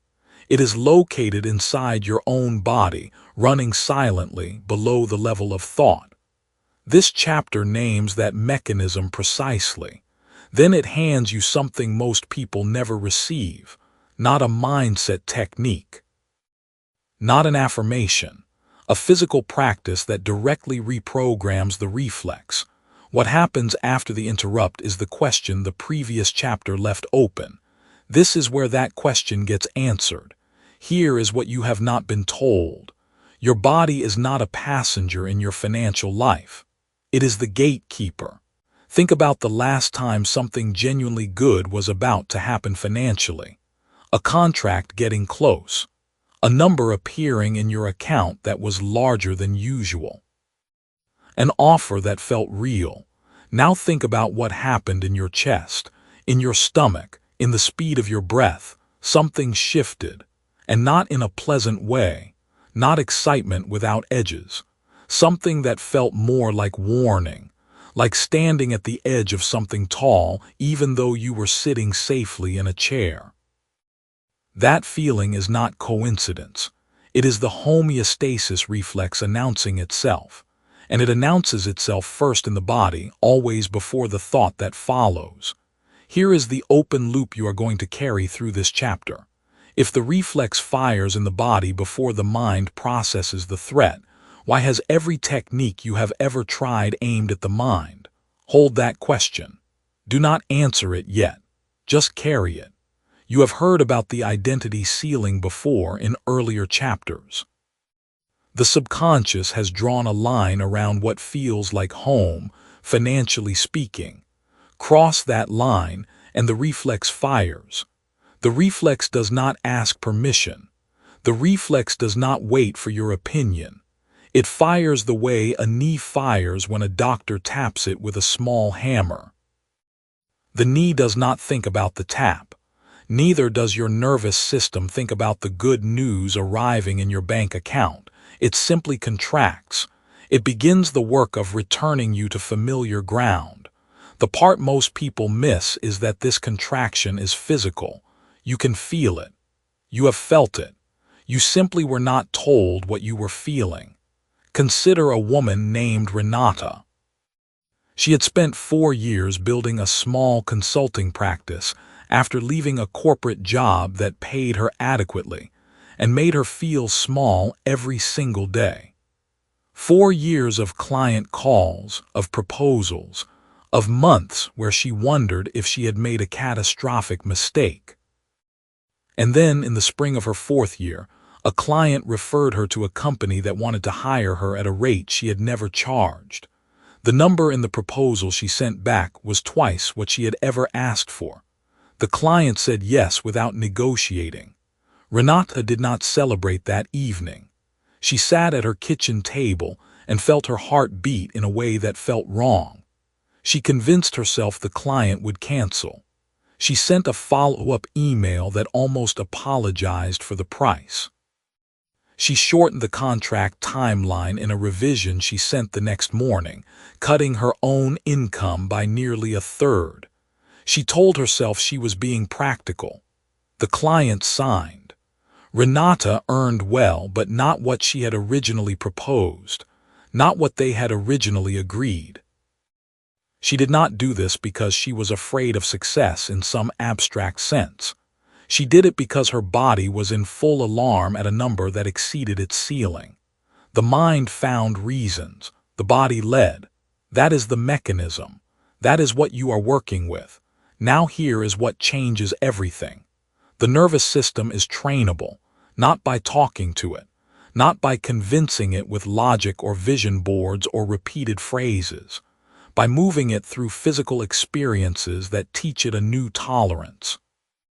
Athletes do not get comfortable with pressure by thinking about pressure. They train under conditions that force the body to regulate itself at higher and higher levels of demand, until regulation becomes the reflex instead of panic. Your financial ceiling is a regulation problem, not a thought problem. Not a belief problem at its root, a regulation problem. The body has never learned to stay calm inside a financial state that exceeds what it recognizes as home, so it pulls you home. Every time. Here is the mirror moment. Go back to your financial life at that point 3 years back with the numbers in view, the number in your account, the income you were earning, the opportunities that felt within reach. Now think about where you are today. If there has been genuine movement, ask yourself this.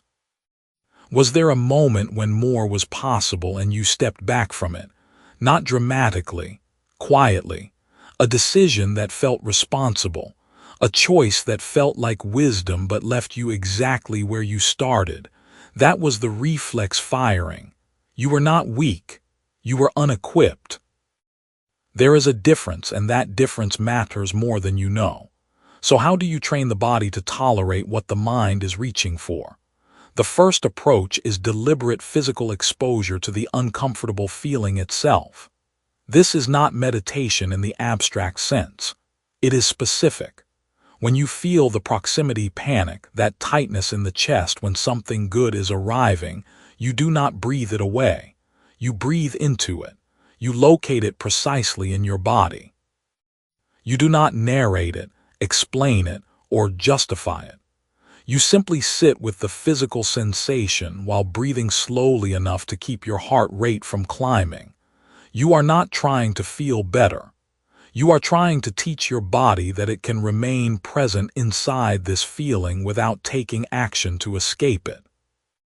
That practice alone begins to widen the window of what your nervous system tolerates. The second approach is somatic anchoring. Before you enter a high-stakes financial situation, a negotiation, a proposal, a conversation about money, you spend 2 minutes in a physical posture your body associates with safety and capability. Not a power pose in the performative sense.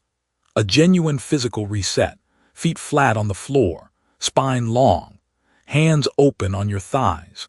Slow exhale, longer than the inhale. You are signaling downward through your nervous system, not upward through your thoughts. You are telling the body, before the mind has a chance to spiral, that this moment is one it can handle. Done consistently, this anchoring becomes a trigger of its own. The body learns to arrive calm because calm is what you have trained it to associate with moments like this one. The third approach addresses what happens after money arrives. Most people have no physical practice for receiving. They receive news of a financial win and immediately move to the next problem. The nervous system never registers that the win was safe. It never integrates the experience as positive. So the body carries no new data. The ceiling does not move. You must deliberately pause after a financial win, any win, even a small one, and let the feeling of it exist in your body for at least 90 seconds, without moving away from it. Research on how the brain processes positive emotional experience shows that roughly 90 seconds is the minimum required for a state to be consolidated in the nervous system, rather than simply passing through it. Most people give themselves 3 seconds. You need 30 times that. This is not about gratitude as a concept. This is about training your body to recognize that the state of receiving is a state it can live inside without alarm. Why does all of this work when purely mental approaches have not? Because the subconscious does not speak language. It does not read affirmations. It does not evaluate vision boards. It reads physiology. It reads heart rate, muscle tension, breath pattern, and the chemical signals those things produce. When your body is in alarm, the subconscious registers. This territory is dangerous. When your body is regulated, it registers. This territory is known. And known is the only category the subconscious agrees to inhabit permanently. The subconscious speaks physiology. That is the line. That is the thing that changes how you act after you have heard it. Every method aimed at the mind alone was a translation error. You are sending a signal in a language the gatekeeper does not read. The body is the channel. The body has always been the channel, and now you know how to use it. There is something worth noting about the person who applies these practices consistently. The reflex does not disappear. The homeostasis drive does not get dismantled, but it gets replaced. The nervous system builds a new default, a state that includes higher financial territory as familiar ground, as home. The reflex that once fired to pull you down begins to fire in a different direction. Down the line in this book, you will run into an idea about discipline and financial change that overturns the common assumption. Once that becomes real to you, it starts changing how you act every single morning.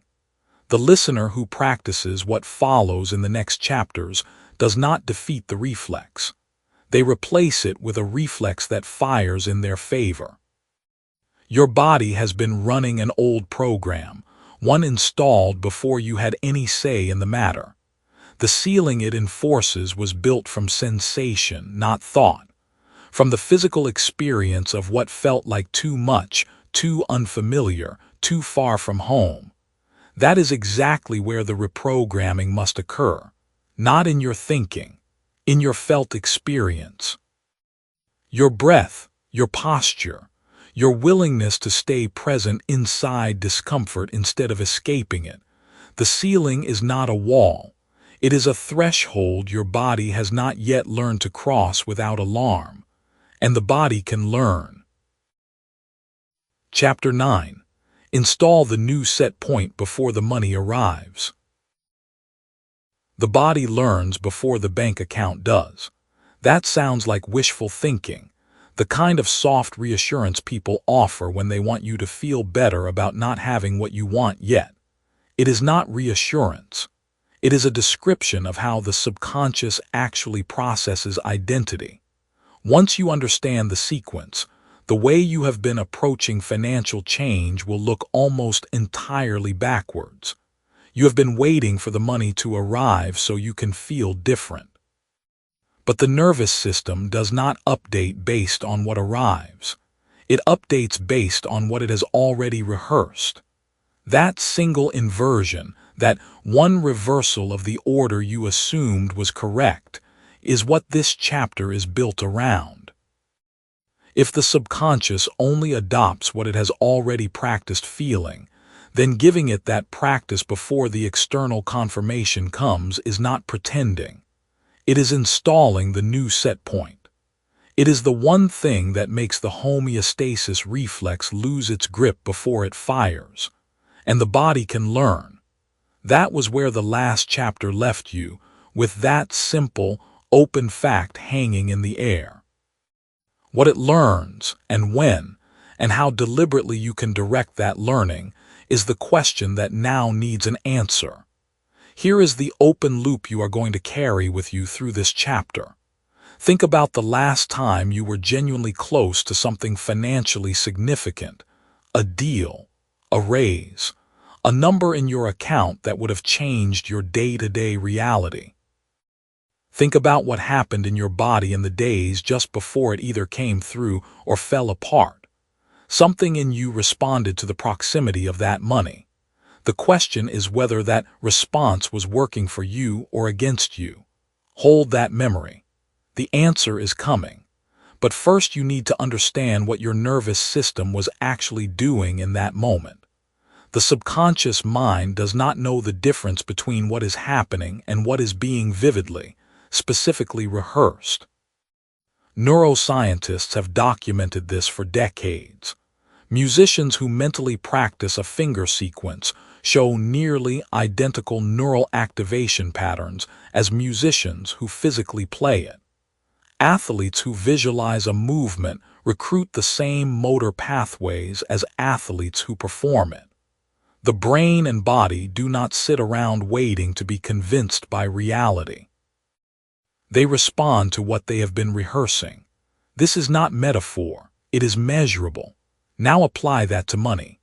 If you have spent your entire adult life rehearsing the felt experience of scarcity, the tight chest when the bill comes, the mental arithmetic at the grocery store, the low-level hum of financial anxiety that never quite turns off, then your nervous system has logged thousands of hours of that particular rehearsal. It knows that state intimately. It is fluent in it. And when something begins to move you away from that state, when a financial breakthrough begins to take shape, the homeostasis reflex does not wait for a rational assessment. The reflex fires before the thought. It fires because the new state feels foreign and the familiar state feels like home, even when home is uncomfortable. Even when home is a kind of suffering you have named bad luck. Meet a woman named Dara. She was 31, a freelance graphic designer in a mid-sized city. She had been earning roughly the same annual income for 4 years running, not because her work was mediocre, it was excellent, but because every time a larger contract appeared on the horizon, something happened. A client would go quiet. A negotiation would stall. A project she had been counting on would dissolve at the moment of signing. She described it to a friend as a streak of terrible timing. She had learned to brace for disappointment the way you brace for a cold shower, tightening up before it hit. What Dara had not noticed was that the tightening was happening earlier and earlier. By the time she started her 4th year, the tightening began the moment she felt any optimism about money. Before the call, before the email. Her body had been trained to associate financial hope with incoming pain, so it would contract at the first sign of proximity to success. And that contraction, the guardedness in her voice, the subtle withdrawal from the client relationship, the drop in the quality of her follow-through, was what was actually ending the deals. The reflex was not reacting to failure. The reflex was manufacturing it. She did not need better luck. She needed to rehearse a different response to proximity. Here is where the method lives. The practice Dara eventually found, and the one you are going to understand in full by the end of this chapter, is built on one core recognition. You cannot simply decide to feel financially secure when you are not. The nervous system does not respond to instructions. It responds to repetition, and to physical states it has been primed to associate with safety. So the practice does not ask you to convince yourself of anything. It asks you to rehearse specific physical states in a specific sequence for a short window of time each day, until those states become the baseline the subconscious defends instead of fights. 10 minutes. That is all it requires. But those 10 minutes need to be treated like a ritual, not an exercise. There is a difference. An exercise is something you complete. A ritual is something you enter. The distinction matters because the depth of the nervous system's response depends on whether you are going through motions or genuinely crossing a threshold. Here is how it works. Sit or lie down in a place that has no financial stress attached to it, not your desk, not where you pay bills, somewhere neutral or even pleasant. Spend the first 2 minutes doing nothing but slowing your breathing. Let your exhale become longer than your inhale, not dramatically longer. Just a few counts longer. This is the physiological entry point. A longer exhale activates the parasympathetic branch of your nervous system, the branch that signals safety. You are not meditating. You are changing your body's operational state. Once your body feels different, move into the second phase. Bring to mind a specific financial situation, not an amount, not a goal, but a situation. The specific moment of receiving confirmation. The specific feeling of looking at a number and knowing it is real. Do not visualize it like a movie. Generate it like a memory. Reach for the physical sensations, weight in the chest shifting upward, the breath that comes differently, the quality of stillness that arrives when something long worked for finally lands. Stay with that physical state for 3 minutes. Not the image, the state the image produces. Then comes the most important piece. In the 5th and 6th minute, open your eyes slightly and look at your actual current surroundings, the room you are in, the objects that belong to your real life. Hold both states simultaneously, the felt sense of the new financial reality and the visual confirmation of the present one. This is the installation moment. This is the part that rewires the reflex. You are teaching your nervous system that the new financial state is not foreign. It is something your body already knows. It has already been here. The homeostasis reflex fires against the unfamiliar. You are making the unfamiliar familiar before it arrives. The final 4 minutes are behavioral.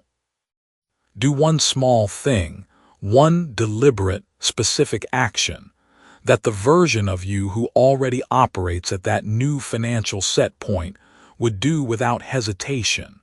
It does not have to be financial. It can be as simple as responding to an email with the confidence of someone who is not afraid of being seen. It can be making a phone call you have been putting off because some part of you felt you were not yet in a position to make it. The action trains the body that the new identity is not something you are aspiring to. It is something you are already enacting. Go back to your relationship with money back then, before memory tidies it up. Not just the number in your account, but the felt quality of your relationship with it. The way you moved through financial decisions. The amount of mental space money occupied. Whether you were reactive or deliberate. Now consider what changed in those 3 years. Because something did, even if the outer number did not shift the way you hoped. And consider whether the thing that changed was your external situation, or whether it was the rehearsal you had been running internally, consciously or not.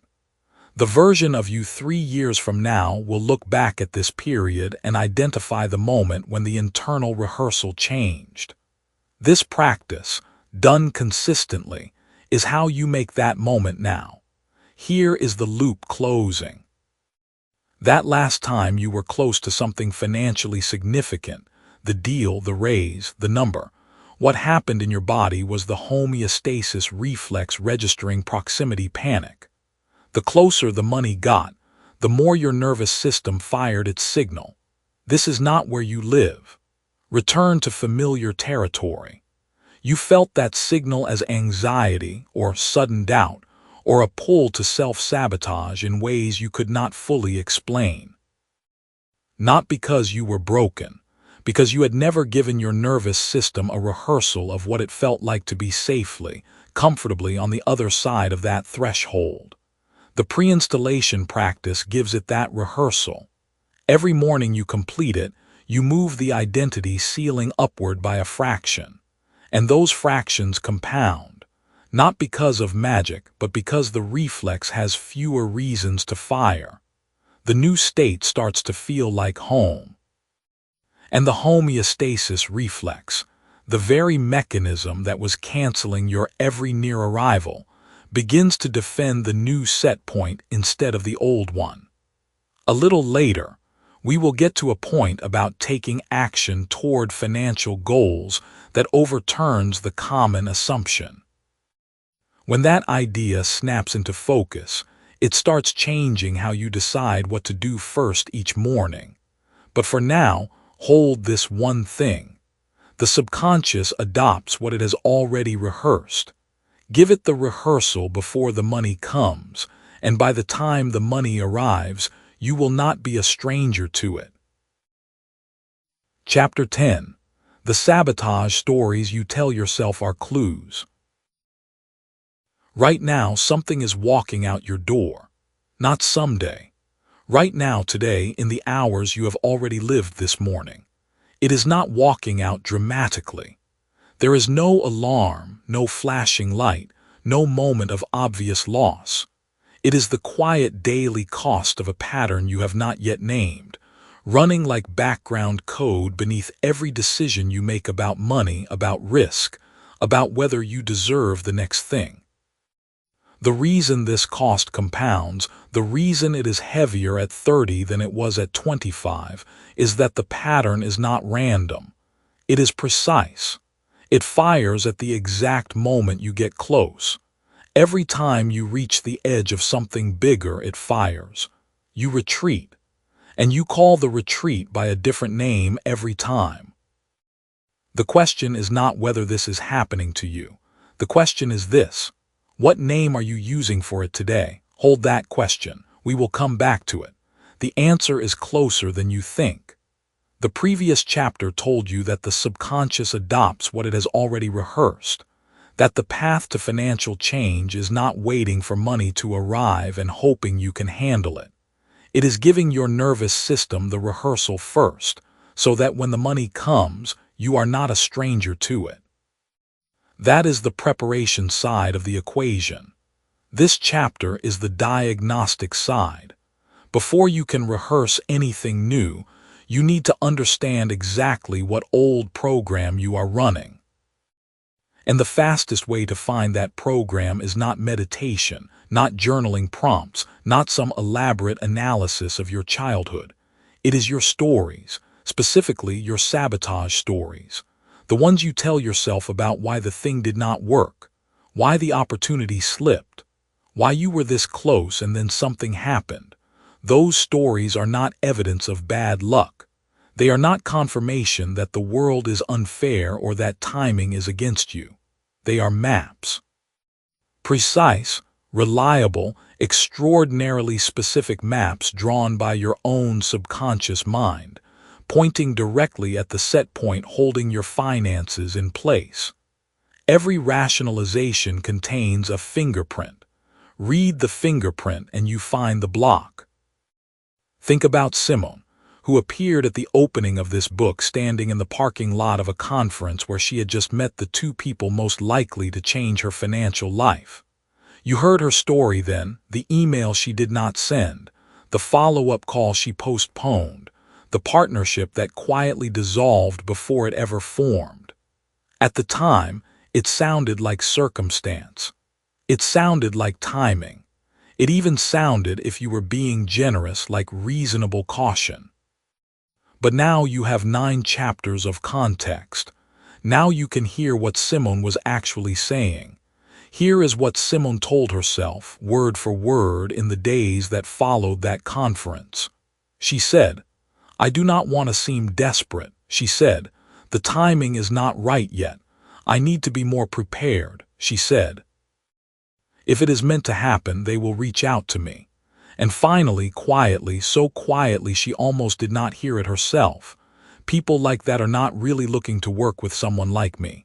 4 sentences. 4 stories, and inside each one, if you know how to read it, is the exact architecture of her set point. The first story, "I do not want to seem desperate," sounds like social awareness. It sounds like self-respect, even.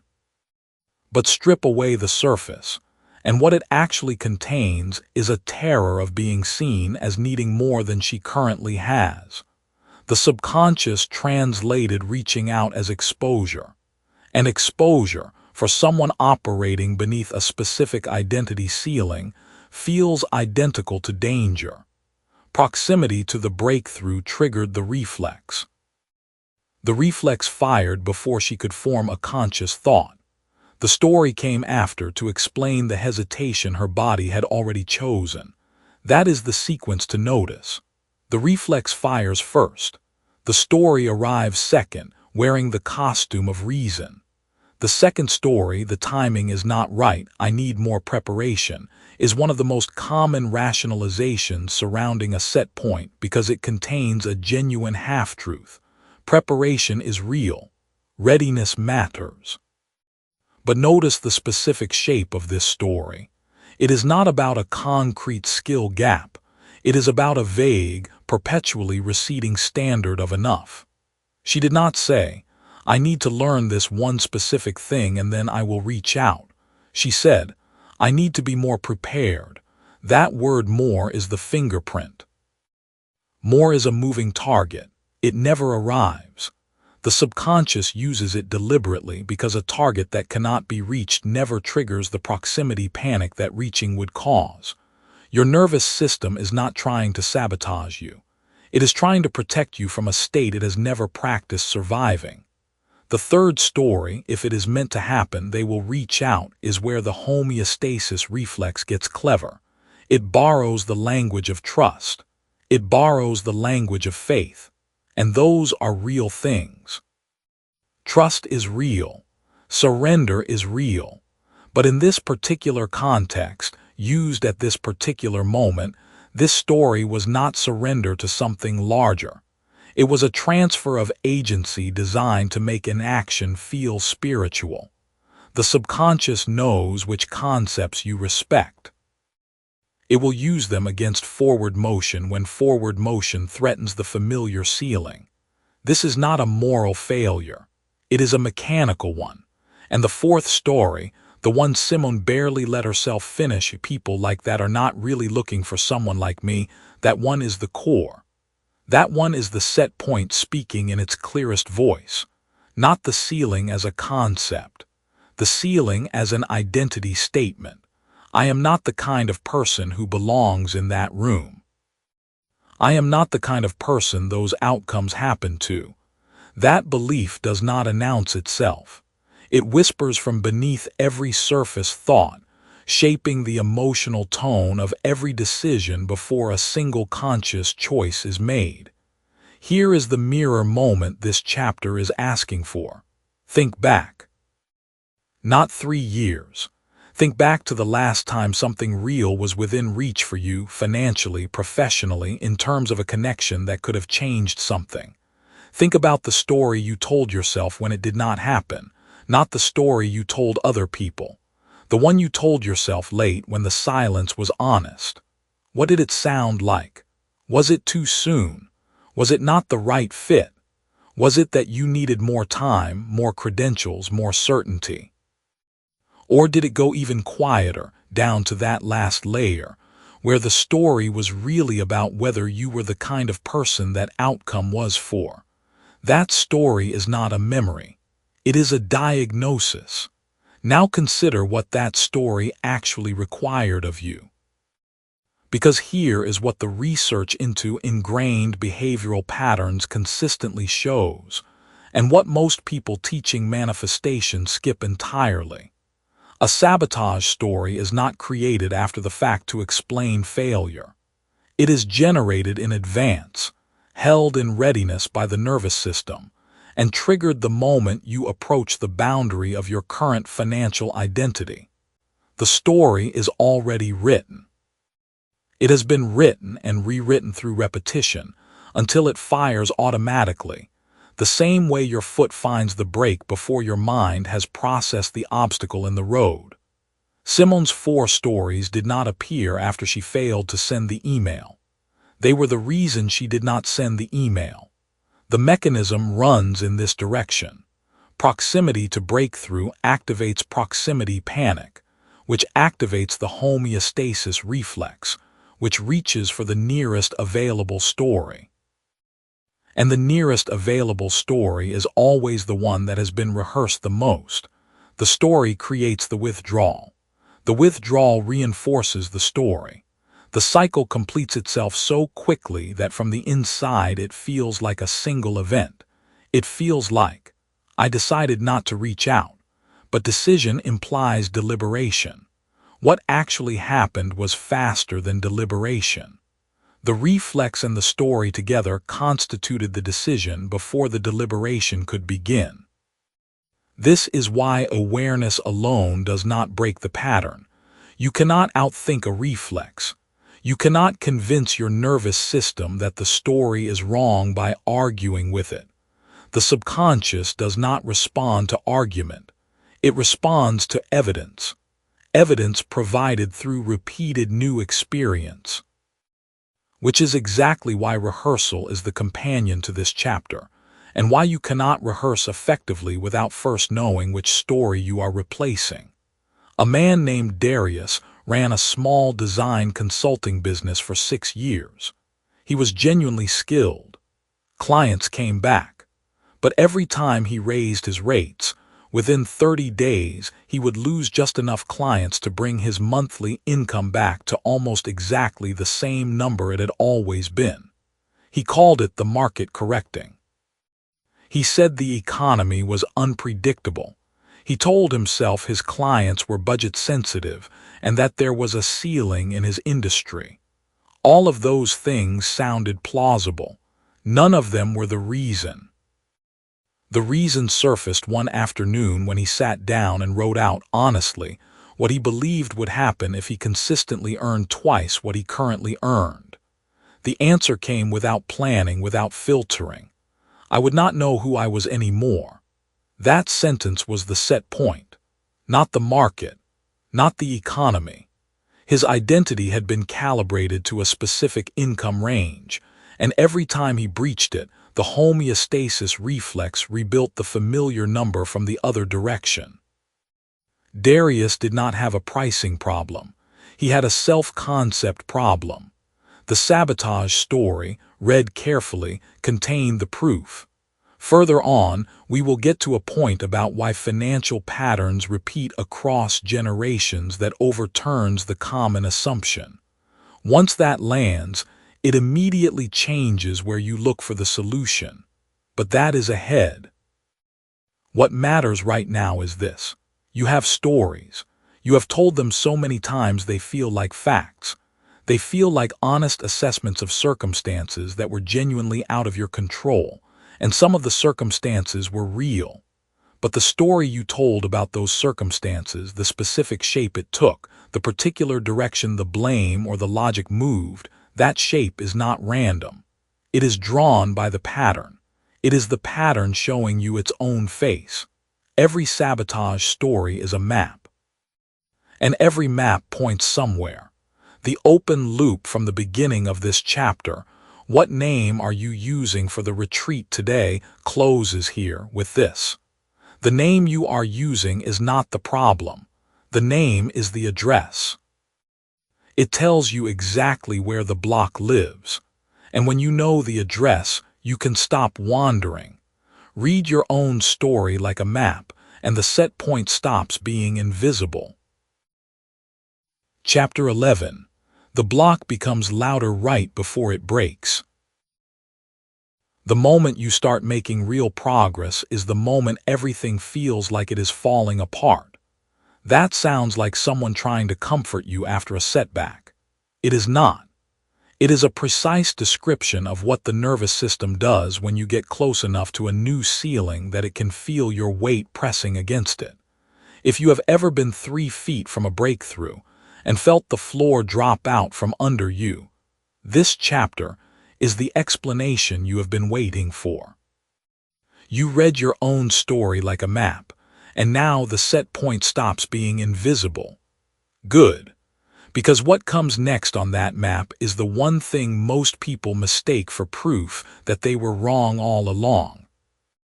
There is one question underneath this section beneath the rest of this chapter. It is worth sitting with before you hear the response. Why does the moment right before a threshold feel worse than anything that came before it?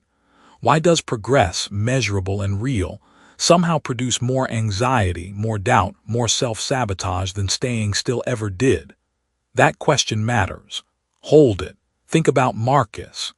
He was 31, a logistics coordinator in a mid-sized city.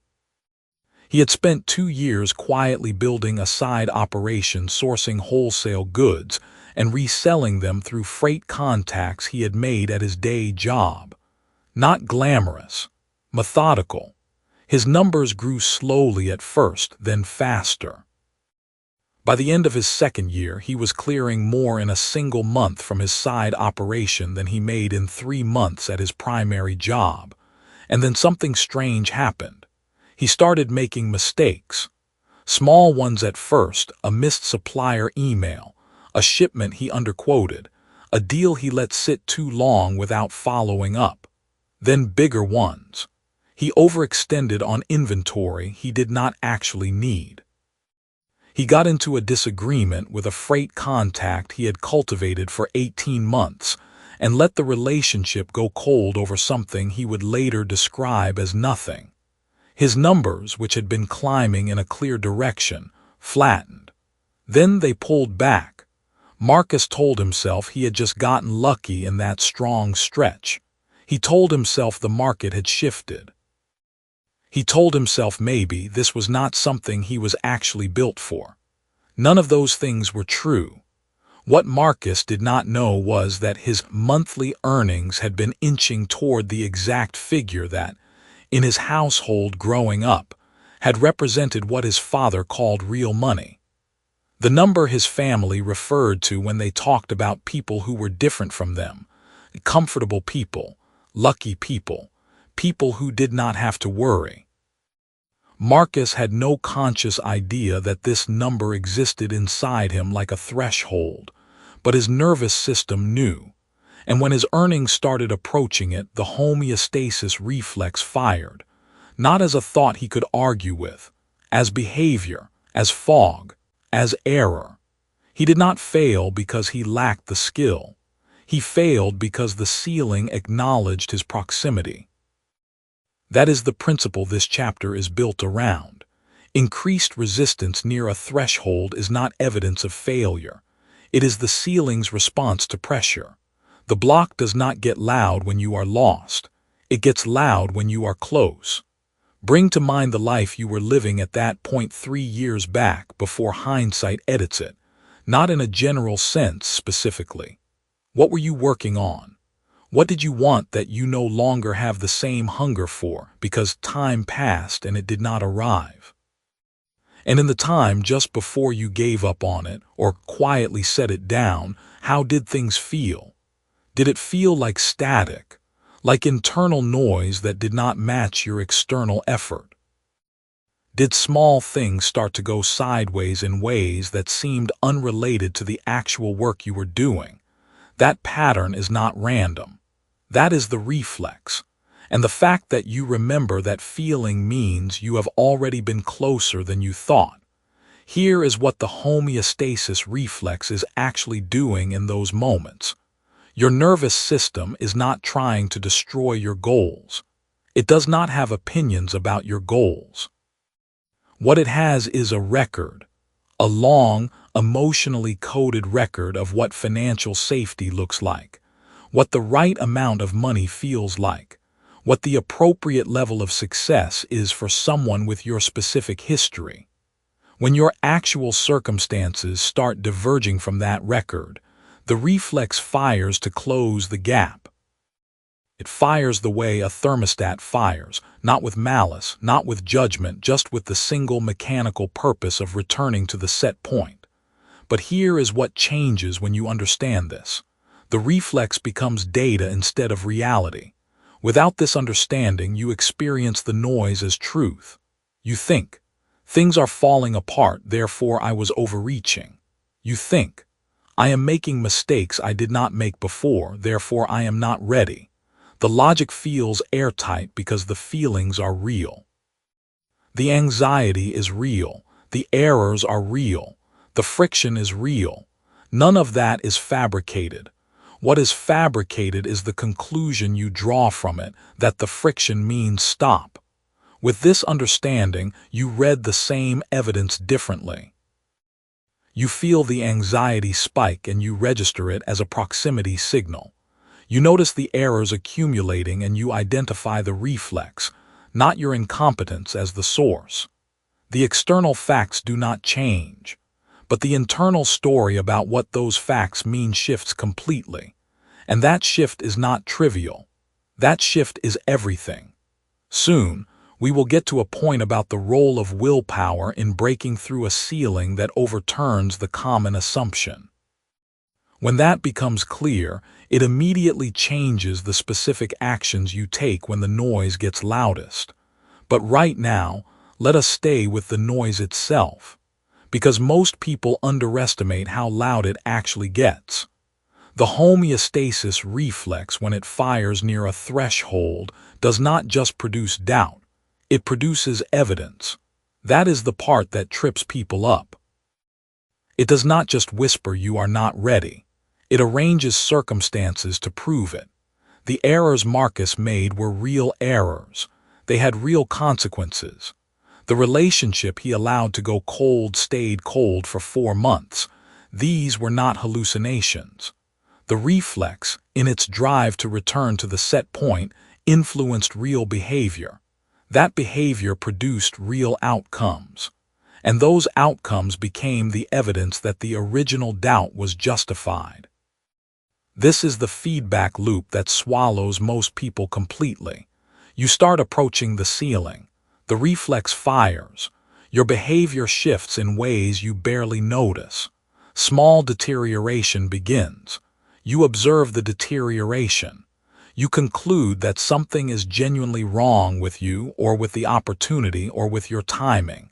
You pull back. The reflex succeeds, and the whole sequence gets logged in your memory as, I tried, things started going wrong, I was right to stop. The ceiling holds, and next time you approach it, the reflex has one more piece of evidence to work with. This is why the same ceiling stops the same person multiple times. Not because the ceiling is immovable, but because every failed attempt strengthens the reflex's case. The case is not logical, but you are not in a courtroom when the reflex fires. You are in your body in the middle of a real situation, experiencing real consequences. Logic is a poor referee in that environment, so what is the counter-move? It starts with recognition, not the kind that happens intellectually in hindsight when things have already settled. Recognition in the moment, while the noise is happening, while the errors are accumulating, while the anxiety is telling you to retreat. Recognition that says, this specific flavor of chaos at this specific moment in my trajectory is the shape the reflex takes when I am close.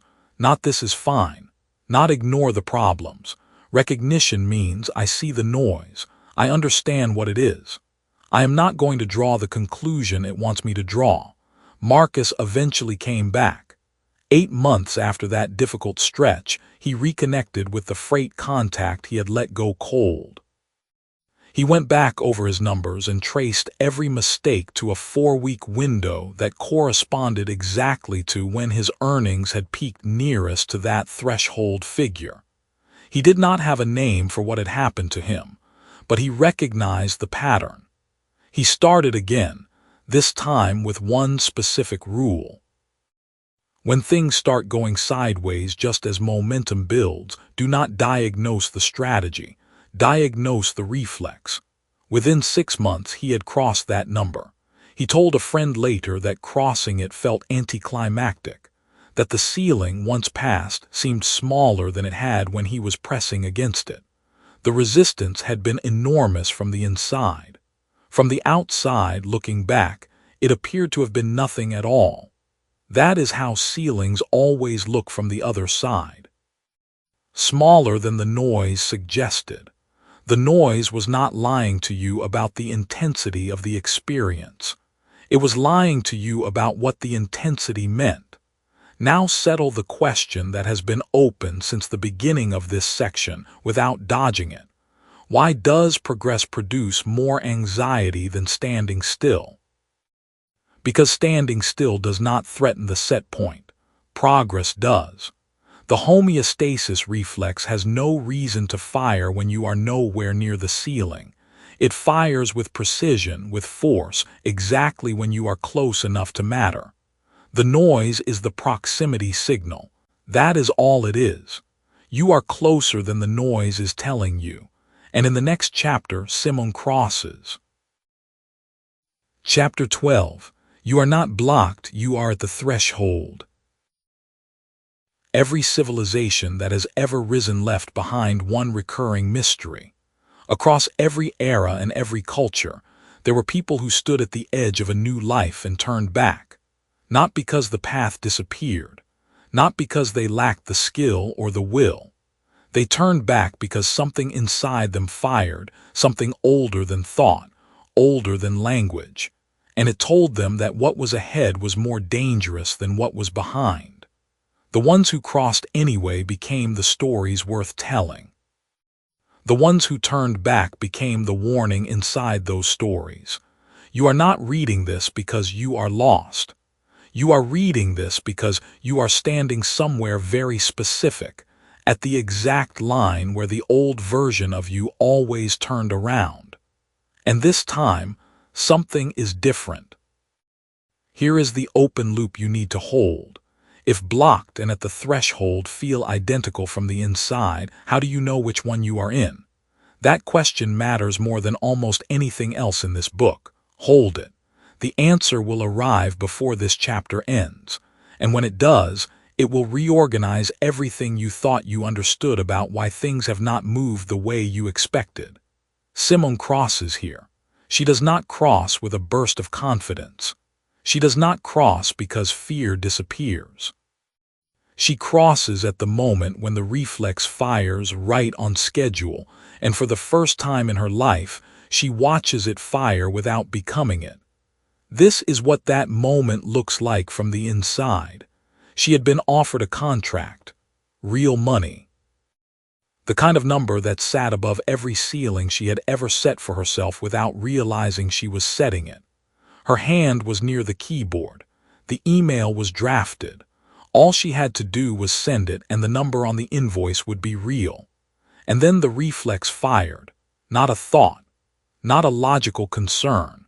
A sensation, a sudden and specific pressure in her chest, a narrowing in her throat, a pull toward the delete key that had no name and needed no reason.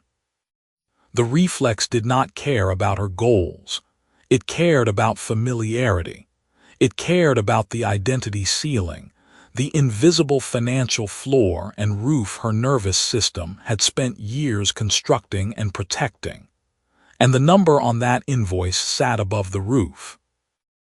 In every previous version of this moment, 𝗜𝗠𝗡𝗧𝗔𝗡 had obeyed the reflex before she even knew it fired. She had lowered the number. She had added a discount. She had invented a reason to wait, to reconsider, to protect herself from something that felt like danger but was, in fact, arrival. The proximity panic, that tightening that always came when the new life was close enough to touch, had always won. But this time she had a name for it. That changes everything. Not knowing the name of something that runs you means it runs you in the dark. Naming it brings it into the light. And the reflex, like most things designed to operate in darkness, loses power when you can see it clearly. 𝗜𝗠𝗣𝗧𝗔𝗡 sat with the pressure in her chest. She did not try to make it go away. She did not tell herself she was fine. She looked at it the way you look at a car alarm going off on a quiet street, noting it, understanding what triggered it, knowing the building is not on fire. The reflex was doing exactly what it was built to do. It was not her enemy. It was old architecture running on an old blueprint. She sent the invoice. That is the whole story. No dramatic music. No sudden wash of clarity. A breath. A decision. A send button. And a version of herself she had never met before, standing on the other side of the identity ceiling she had circled for 3 years. Go back to the life you were living at that point 3 years back before hindsight edits it. Think about the specific version of you that existed then, what felt possible, what felt ridiculous, what felt like it belonged to other kinds of people. Now think about what has actually changed since then. Not what you hoped would change. What did change? Ask yourself honestly, did the things that changed happen because the reflex loosened its grip, or did they happen in the spaces small enough that the reflex never bothered to fire? Most real movement in your life has happened in the gaps the reflex did not notice. The reflex reserves its full force for the threshold. That is where it concentrates. That is where the identity ceiling presses down hardest, right at the moment of actual breakthrough, right at the number that would change things, right at the conversation that would open the door. The reflex is not random. It is precise. It fires hardest when success is closest. This is the revelation that reorganizes the picture. The hardest moments of your life, the ones where things fell apart at the worst possible time, where the deal collapsed, where the courage drained out of you without warning, those were not signs that you were wrong to want what you wanted. They were signs that you were close enough to trigger the system. Failure at the threshold is not failure. It is proximity. It is the nervous system doing exactly what nervous systems do when the identity ceiling is directly overhead. Blocked and at the threshold feel the same from the inside. The blocked person and the threshold person share the same chest pressure, the same doubt, the same pull toward retreat. The difference is not the feeling. The difference is the interpretation of the feeling. The blocked person reads the reflex as confirmation that they are not ready, that it is not the right time, that they should wait. The threshold person reads the reflex as information that they are exactly close enough for the old system to panic. The reflex fires because you are near the line. That is the only reason it fires at full strength. A person wandering aimlessly inside their comfort zone never feels proximity panic because proximity panic requires proximity. If it is firing hard right now in your life, in the thing you have been circling, that is not evidence against you. That is the most specific evidence possible that you are standing at the right place. Now close the loop. How do you know whether you are blocked or at the threshold? You know because the threshold always comes with a specific target. There is something concrete, a number, a conversation, a decision, a send button that the reflex is organized around. Blocked feels diffuse. It feels like fog, like general heaviness, like nothing to push against. The threshold feels like a wall. It has an edge. You can feel exactly where the pressure concentrates. If you can name the specific thing the reflex is firing around, you are not blocked. You are at the line, and the old self stops exactly here. This is the place it always stopped, not from lack of desire, not from lack of ability, but because the identity ceiling was built precisely at this elevation. Every time you got close, the reflex fired and you read it as a stop sign. The new self does not cross because the fear disappears. The new self crosses because it has learned to read the fear correctly, as a signal of arrival, not a warning of danger. Later on, we will get to a point about willpower and decision-making that overturns the common assumption. After that clicks, it immediately changes how you act at the exact moment when action is hardest. But right now, stay here. Stay at the threshold. Feel the pressure. Name the specific thing the reflex is firing around. Do not reach for relief. Do not manufacture calm. The reflex is doing its job. Your job is different now. Your job is to cross anyway. Blocked and at the threshold feel the same from the inside. The difference is what you decide next. Chapter 13.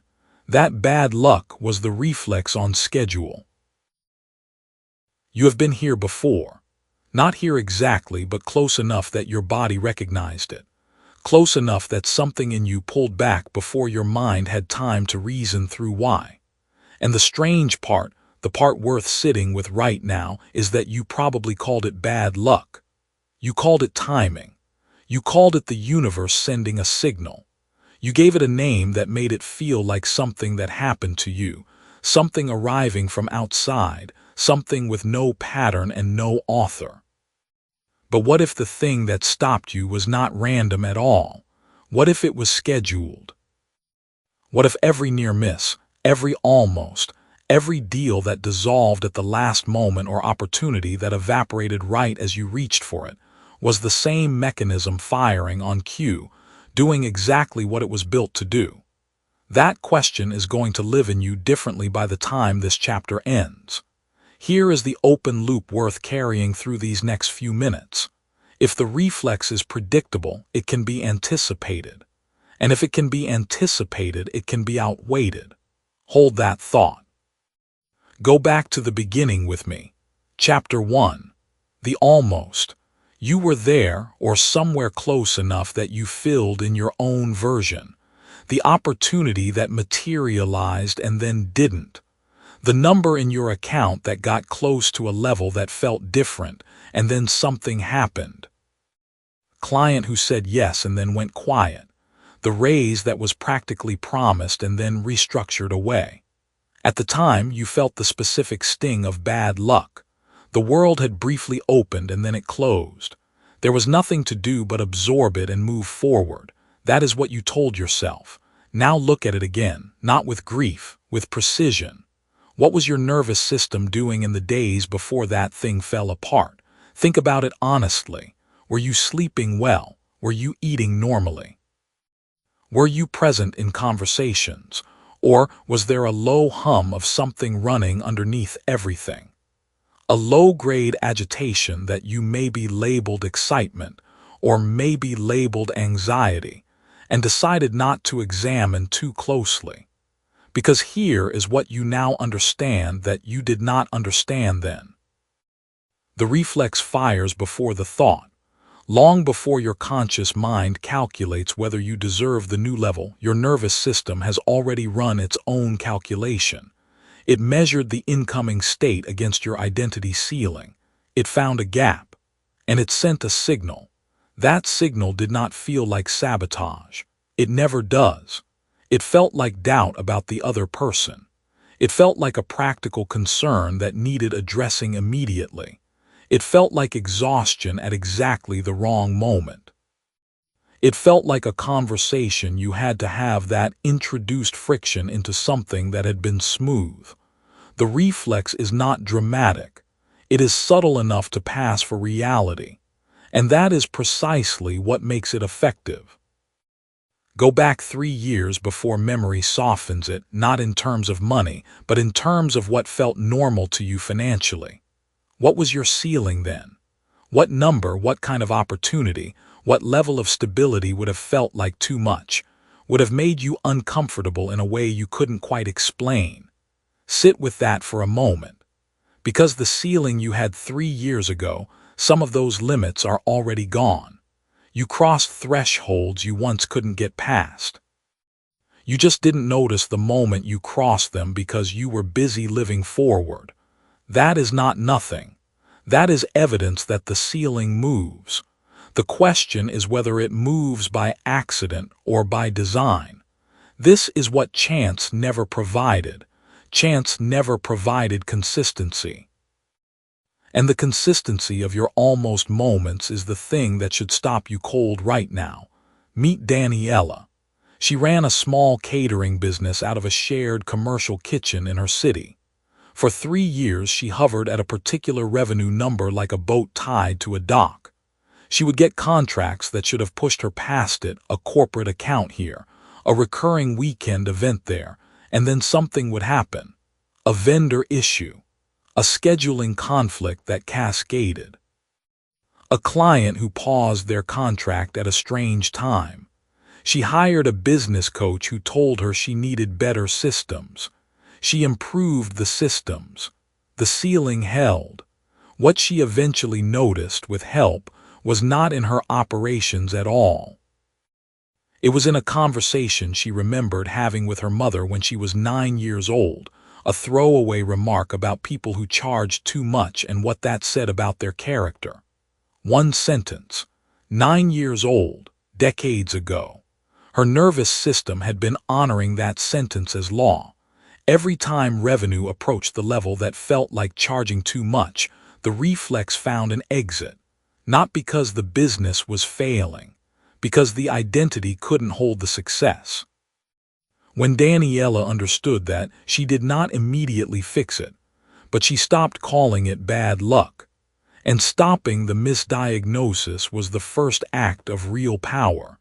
There is a specific cost to calling predictable sabotage bad luck. The cost is helplessness. When you believe the force stopping you is random, is the market, is timing, is other people's decisions, you position yourself as someone who can only wait and hope. You optimize everything except the actual variable. You refine your strategy while the reflex waits patiently for the next threshold and fires again with the same precision it always had. The loop holds because you never named it as a loop. Predictable sabotage is defeatable sabotage. Read that again inside your mind. Because it is the thing that changes the frame entirely. If the reflex fires on a schedule, and it does, it fires when income approaches a ceiling, when an opportunity exceeds familiar territory, when proximity to a new level trips what your nervous system registers as danger. Then you can know it is coming. You can feel the agitation and recognize it as proximity panic rather than legitimate warning. You can feel the impulse to create friction and understand it as the reflex generating its exit, not as a real problem demanding immediate action. You can sit at the threshold and stay. This is the revelation the earlier chapters were building toward. Not that you have a block, not that your subconscious is working against you in some vague, mystical sense. The revelation is structural. The reflex fires at a predictable moment, which means you can identify the moment in advance. You can mark it. You can say, this is where it happens. This is where I have historically turned left. And then you can choose differently. As this book keeps moving, we will get to a point about willpower and discipline that overturns the common assumption. Once you grasp that turn, it immediately changes how you act at the exact moment the reflex fires. But right now, the work is the seeing. The work is going back to every almost in your recent memory and looking at the timing, not the external cause. The timing. When did it happen relative to a threshold? When did the friction arrive relative to forward movement? You will find a pattern. You always find a pattern once you know what you are looking for, and finding the pattern does not make you a victim of your own neurology. It makes you someone who can read the field. The almost moments were not evidence that the universe was withholding. They were evidence that the reflex was functioning. They were the system doing what systems do, returning to the known, protecting the familiar, canceling the incoming state that exceeded what felt safe. None of that is personal. None of it is moral. It is mechanical. And mechanical things can be understood, anticipated, and met with something other than retreat. The question for the final chapter is this. Once you know the reflex is coming, once you can feel the proximity panic without mistaking it for truth, what do you actually do in that moment? What is the move that holds you at the threshold instead of walking you back from it? Chapter 14. The reflex that once blocked you now protects the new floor. Every culture that has ever existed has had a name for the moment a person crosses from one life into another. Some called it initiation. Some called it awakening. Some had no word at all, only a ceremony. A fire, a silence, a threshold you stepped over and were not permitted to step back from. Across every era and every language, the same pattern held.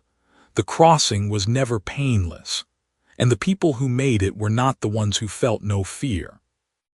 They were the ones who crossed anyway, while the fear was still present, and discovered that the fear did not follow them through. You have been building toward your own crossing this entire time. The question from the last chapter is sitting right in front of you now. You know the reflex is coming. You can feel the proximity panic without mistaking it for truth. So what is the move? What do you actually do in the moment when the threshold is right there and every old signal in your body is telling you to walk back from it?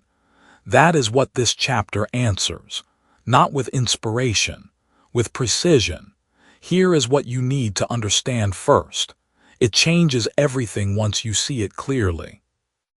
The homeostasis reflex, the mechanism that has been canceling your breakthroughs, pulling you back from every almost, manufacturing the excuses and the emergencies and the sudden changes of heart right when something real was about to happen. That reflex is not your enemy anymore. It never was exactly. It was a guardian. A very loyal, very literal guardian that protected whatever temperature you had set, regardless of whether that temperature was serving you. The problem was never the guardian.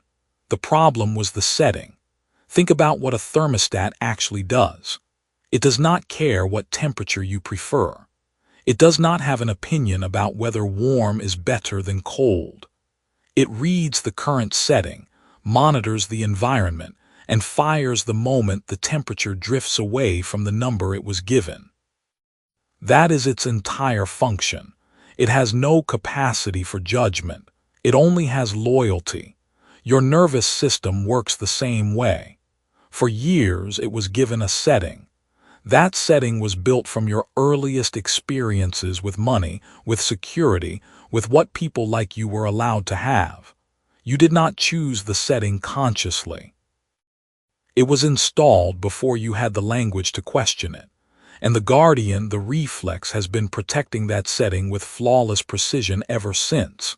Every time you got close to exceeding it, the alarm fired.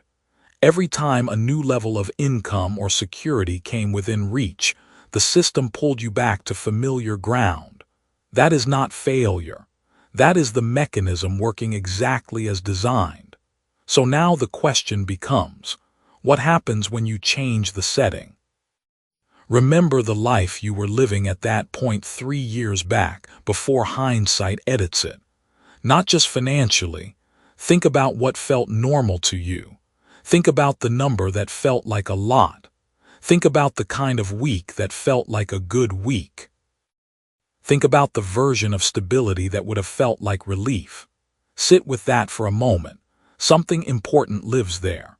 For most people, that number, that old definition of normal, is lower than where they are now. Something shifted, even if it shifted slowly, even if it shifted without announcement. And here is what you probably did not notice. The reflex shifted with it. The guardian recalibrated. The thermostat, without any dramatic ceremony, moved its setting upward. And it began protecting the new floor with exactly the same ferocity it once used to protect the old one. You have already done this. At least once. Probably more than once. Which means you know it is possible. A woman named Clara spent 11 years as a bookkeeper for a small printing company in a mid-sized city. She made the same income for 6 of those years, give or take a few $100s.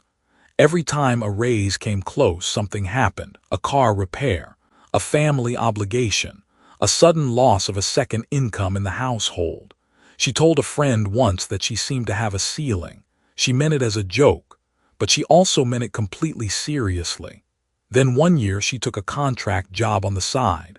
3 months fixed rate, more than she had ever made in a quarter. She almost turned it down twice. The first time, she convinced herself the timing was wrong. The second time, she said yes before the reflex could build its case. She finished the contract. She deposited the money. And then she waited for the disaster her nervous system was certain would come to balance the scale. It did not come. 6 months later, she noticed something. Her baseline had shifted. What used to feel like a large amount now felt like a normal amount. She was not spending recklessly. She was not doing anything different consciously. But her nervous system had absorbed the new level as real, as safe, as hers. The guardian had recalibrated. And the next time an opportunity arrived that exceeded the old ceiling, she did not flinch. She said yes in the same quiet, steady way she once said yes only to familiar things. Clara did not remove the reflex. She retrained it.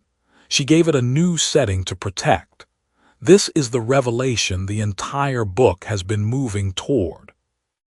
It is worth saying plainly so it lands where it needs to land. You did not come here to destroy the mechanism that fires at the threshold. You came here to change what it is aimed at. The reflex will always exist. The homeostasis drive is not a bug you can delete. It is architecture, but architecture can be renovated. The same walls that once kept you in can be repositioned to hold something larger. The move you make at the threshold, the move that holds you there instead of walking you back, is not an act of force. You do not overpower the reflex. You outlast it. You stay in the discomfort of the new level long enough for the nervous system to register it as normal. You let the proximity panic exist without treating it as instruction. You feel the alarm and you do not evacuate the building. Because here is what the alarm does not know. It does not know the difference between danger and expansion. It only knows that the temperature has changed. Your job is to hold the new temperature steady until the thermostat accepts it as the setting. That is the whole practice. Everything else in this book has been preparation for that single act. The open loop you have been carrying since the early pages. The question of why the almost moments kept happening, why the breakthroughs kept reversing, why you could see the next level clearly and still find yourself back at the old one. That question has its answer now. It was never bad luck. It was never circumstance. It was never evidence that you were not meant for more. It was the reflex firing on schedule, doing its job, protecting a setting that no longer fits who you are becoming. The almost was not a sign. It was a coordinate. It was the reflex showing you exactly where the old ceiling sat. And now that you can see it, you can stand at that coordinate and hold your ground. The thermostat is still running. It has not stopped. But the number on the dial has changed. The guardian that once escorted you back from every threshold is now standing at the new floor, facing outward, protecting everything you have claimed. It is loyal to what it is given. You have given it something new. Every attempt to push you back from here will be met with the same mechanism that once enforced your limits. That mechanism now works for you. You did not remove the guardian. You changed what it guards.